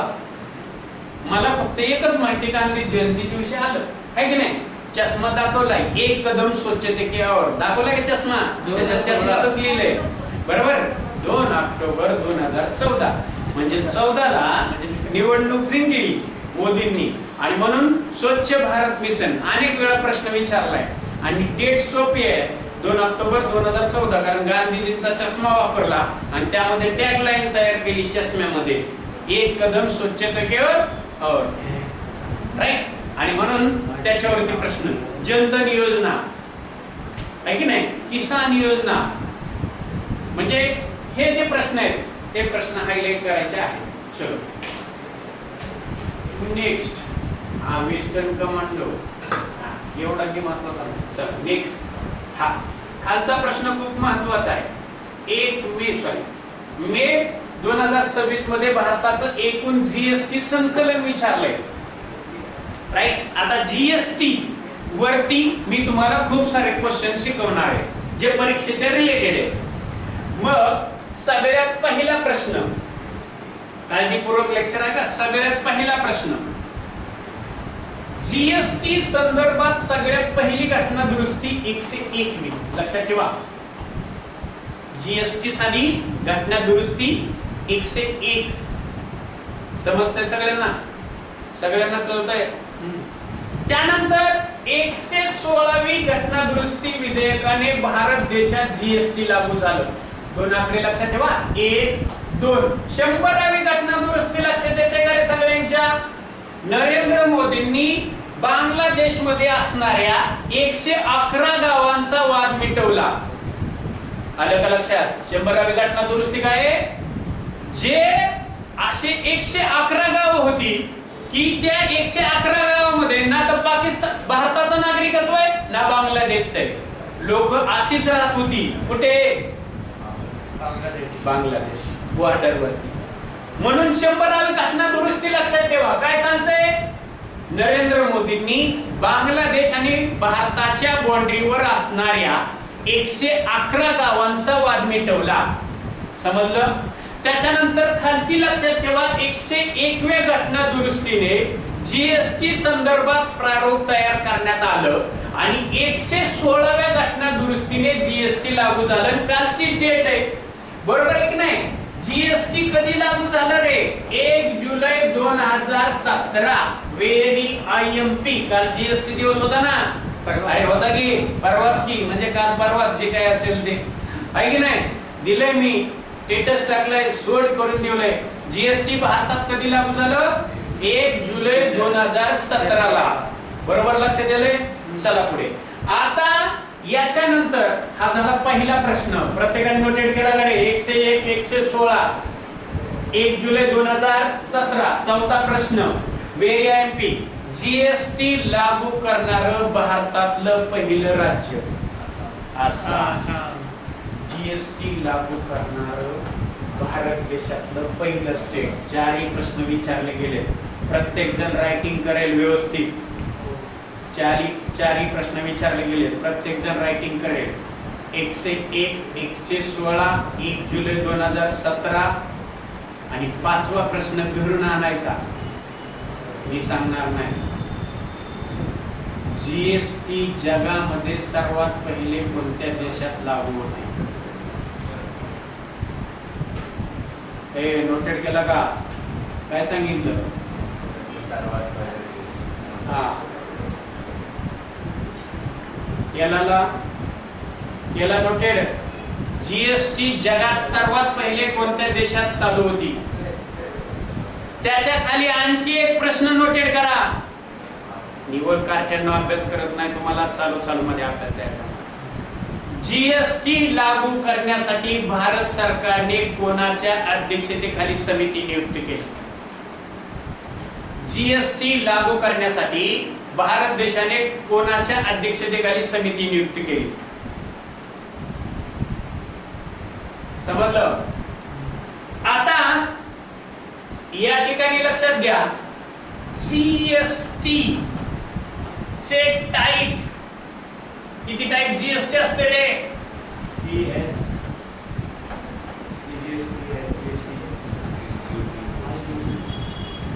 किती टाइपची जीएसटी असते रे?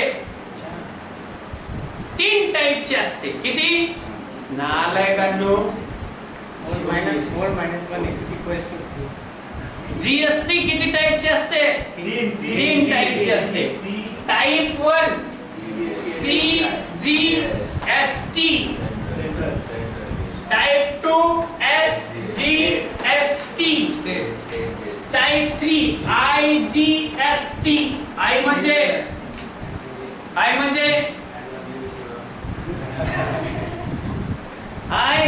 Inter GST. ओके, म्हणजे काही ठिकाणी जीएसटीतला काही वाटा हा केंद्र सरकारला द्यावा लागतो. ओके, ज्याला समवर्त सूची प्रमाणे आपण म्हणतो. आता हे झाले टाइप, हे सेंट्रल, हे स्टेट, हे इंटरनल, राईट. आता जीएसटी लागू करताना कशा पद्धतीने केली? 0% GST, secondary 5% GST, third 12% GST, fourth 18% GST, आणि हायएस्ट किती आहे? हायएस्ट 28%.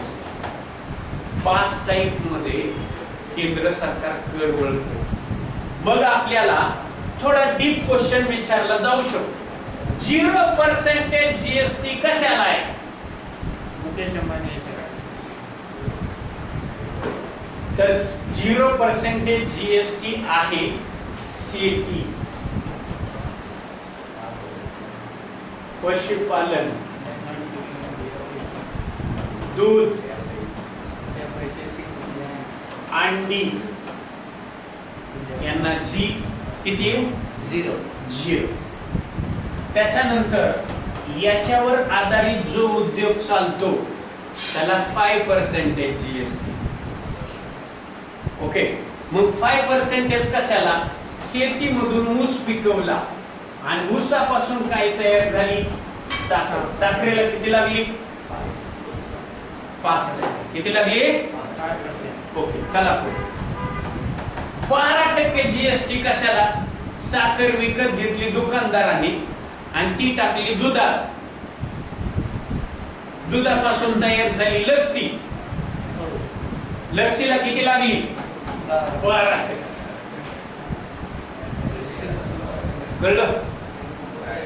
कळलं? चल, 18% कशाला आहे? ज्या लस्सी पासून रस्त्यावरती मिळणारी, दुकानात मिळणारी लस्सी रेस्टॉरंट मध्ये, ताज हॉटेल मध्ये मिळली, 18%. मग तुम्हाला ताज हॉटेलला चहा वगैरे का महाग आहे? लेकिन आपल्याला माहितच नाही. त्यांना 28% आता, त्यावेळी 18% होते. 18% उद्योगधंदे, मोटार, कार जे आहेत त्यांना 18%, आणि लास्ट आहे 5 स्टार हॉटेल 28%. हे जीएसटी चे प्रकार आहेत, राईट. त्यावरती आपल्याला क्वेश्चन विचारला जाऊ शकतो. ठीक आहे, हा प्रश्न कळला सगळ्यांना? संकलन किती झालंय बघा? 1.94 लाख कोटी, म्हणजे हा टॅक्स च्या माध्यमातून आलेलं उत्पादन आहे भारत सरकारकडे. चला पुढे. आता या ठिकाणी प्रश्न आहे खूप महत्त्वाचा. सुमन कल्याणपुरी कोणत्या क्षेत्राशी संबंधित आहेत? तर पार्श्व गायन. म्हणजे जसं तुम्हाला प्रश्न विचारला जाईल त्या पद्धतीने उत्तर तुम्हाला रायटिंग करायचं आहे. ओके, किती वाजले तरी?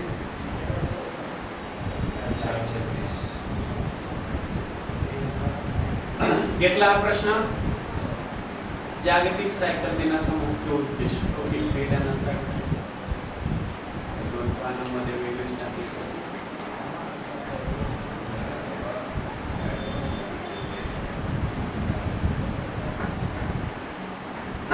बघा. नेक्स्ट क्वेश्चन आहे, प्लास्टिक नावाचा हा शोध किती समस्या सोडवण्यासाठी विकसित केलेला आहे? मायक्रोप्लास्टिक्स प्रदूषण. ठीक आहे, केलं.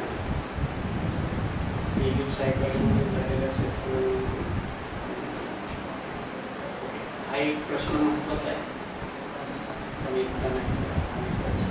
हा प्रश्न महत्वाचा आहे.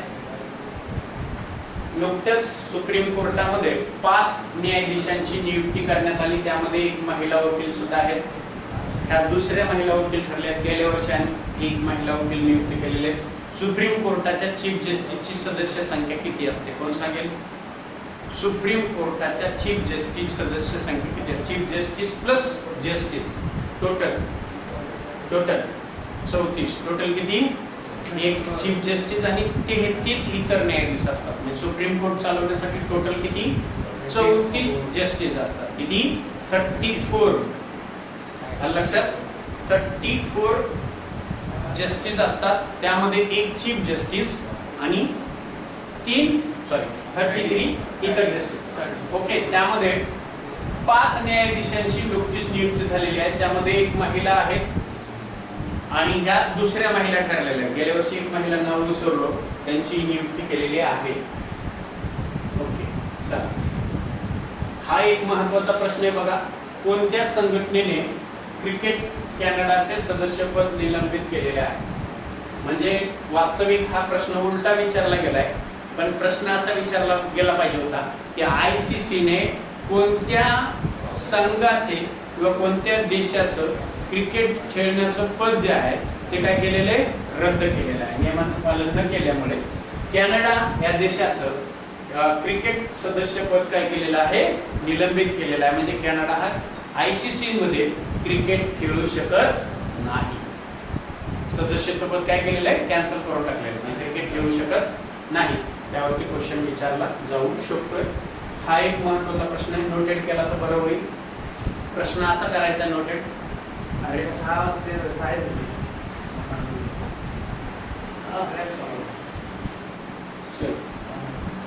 5 मिनिटं येतो. हो सर. घ्या हा प्रश्न घ्या.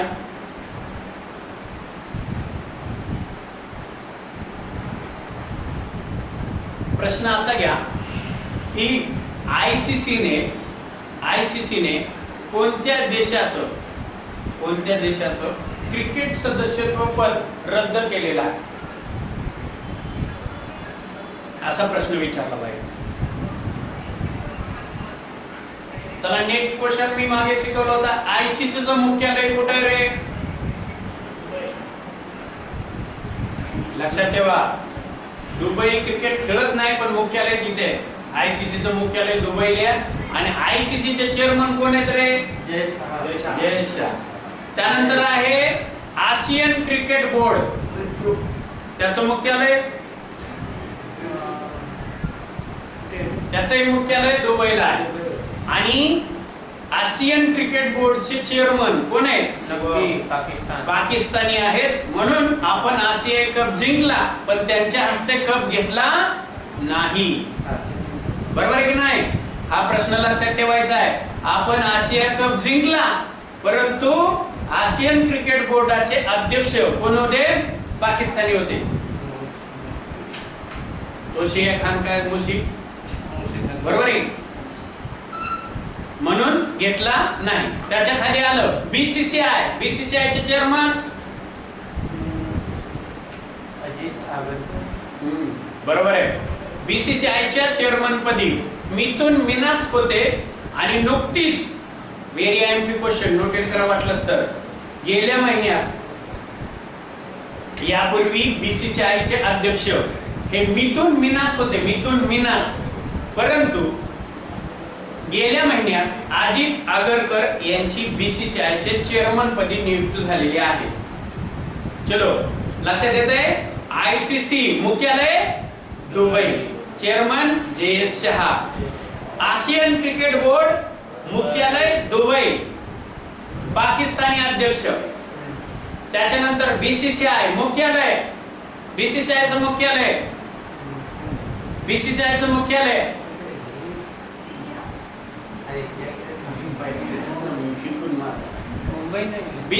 चं मुख्यालय मुंबई आहे. पूर्व उत्तर दिल्ली येतं. ओके. BCCI चं मुख्यालय मुंबई आहे आणि अध्यक्ष अजित आगरकर आहेत. यापूर्वी मिथुन मिनास होते. त्यानंतर MCA महाराष्ट्र क्रिकेट बोर्ड, त्याचे मुख्यालय मुंबई. अध्यक्ष कोण आहेत रे? MCA चे अध्यक्ष कोण आहेत? एक कार्टा अभ्यास करत नाही नालायक. अजिंक्य नाईक. कोण आहेत सध्या अध्यक्ष? अजिंक्य नाईक. यापूर्वी कोण होते? आशिष शेलार. कोण होते? आशिष शेलार. त्याच्यापूर्वी कोण होते? रोहित पवार. कोण होते? रोहित पवार. त्याच्यापूर्वी कोण होते? शरद पवार. आलं लक्षात? पॉलिटिक्स के साथ हे जे प्रश्न आहेत ते तुम्हाला येणं गरजेचं आहे आणि मी ऑलरेडी पार्ट शिकवलंय करंट अफेअर्स मध्ये. लाईट आलं लक्षात? ओके, हा प्रश्न नोटेड केलाय. प्रोजेक्ट ची कल्पना ठीक आहे. 2000 प्रत्येकांश खाद्यप्रणाली कोणत्या भारतीय मॉडेल? ओके, हा प्रश्न नोटेड करायचा आहे. Very MP question. आणि त्याच्या खालचा एक प्रश्न नोटेड करायचा आहे. 5 मिनिटं मी आलोच. हे दोन्ही प्रश्नाचं पूर्णपणे टायटल नोटेड करा.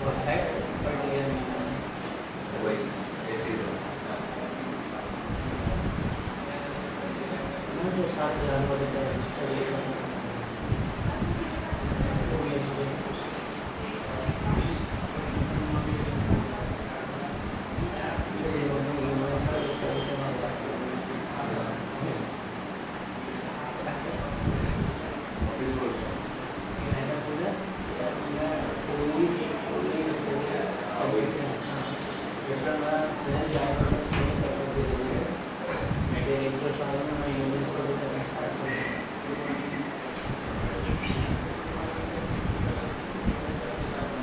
त्यासाठी मन की बात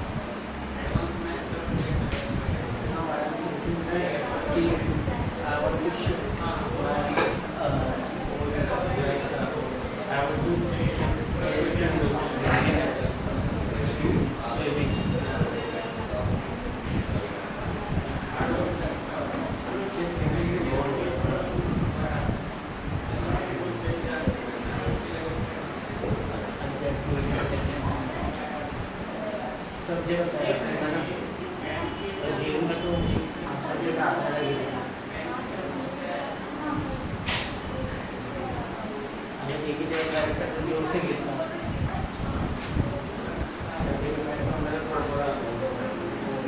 सेम पे थोड़ा लगे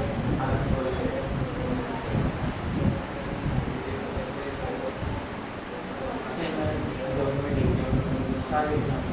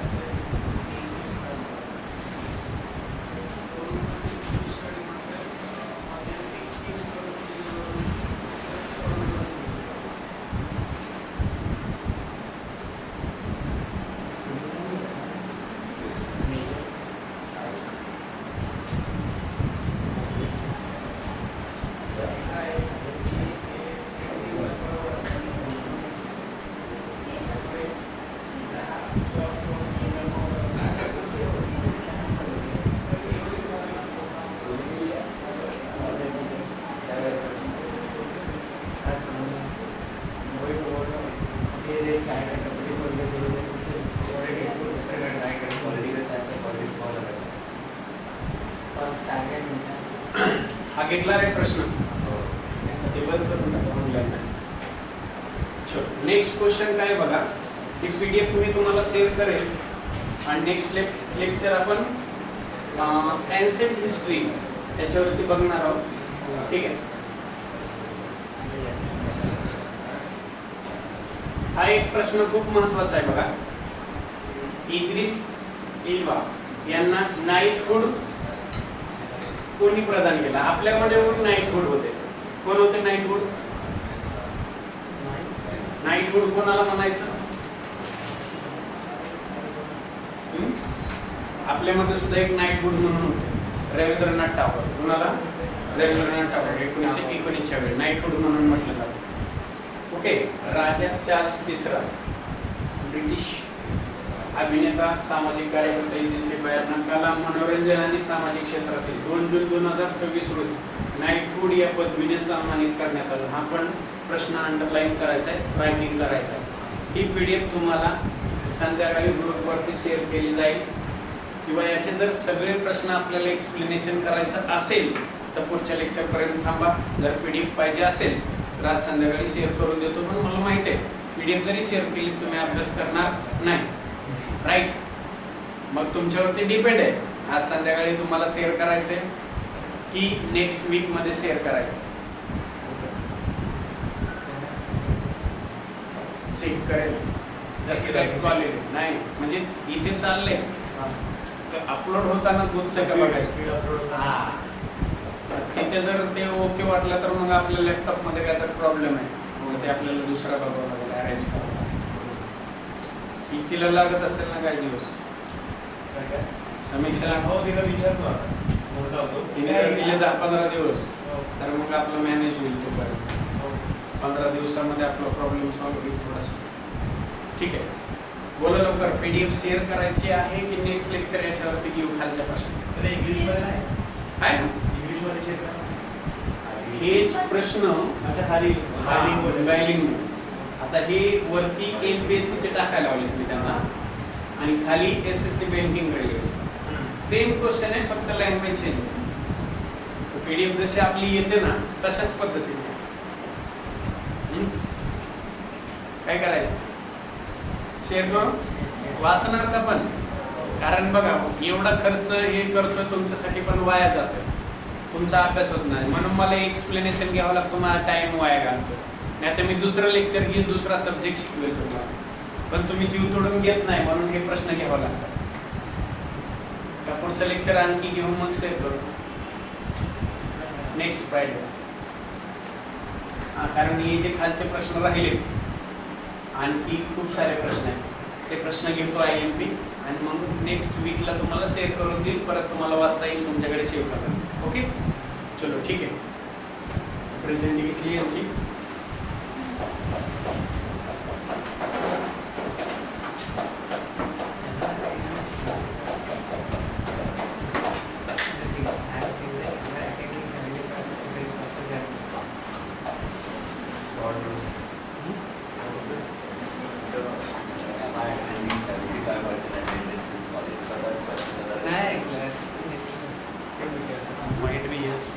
प्रश्न सांगितले, ते प्रश्न पाहिजे म्हणजे पाहिजे. किती प्रश्न सांगितले चालू शिक्षण मध्ये? आहे किती? इफ यू डोंट 8 ते 10. 4 ते 5 ना, ते उद्या घेऊन यायचे. ऑलरेडी क्लास संपतो. भाई नाइस कॅमेरा. हाँ नाइस कैमरा ब्रो. हाँ 7 रुपये से क्लासेस. हेलो बच्चों. हेलो बच्चों, मुझसे मत पढ़ो, आगे रहेगा, फेल हो जाओगे. हेलो बच्चों. हेलो बच्चों, हैप्पी बर्थडे.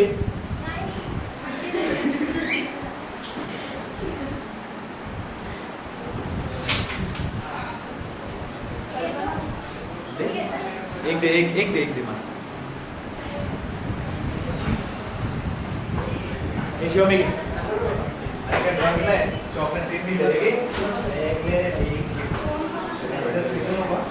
ये पूरा देता हूं राजेश्वरी. ये ले फॉर कुछ हो जाओ. थैंक्स.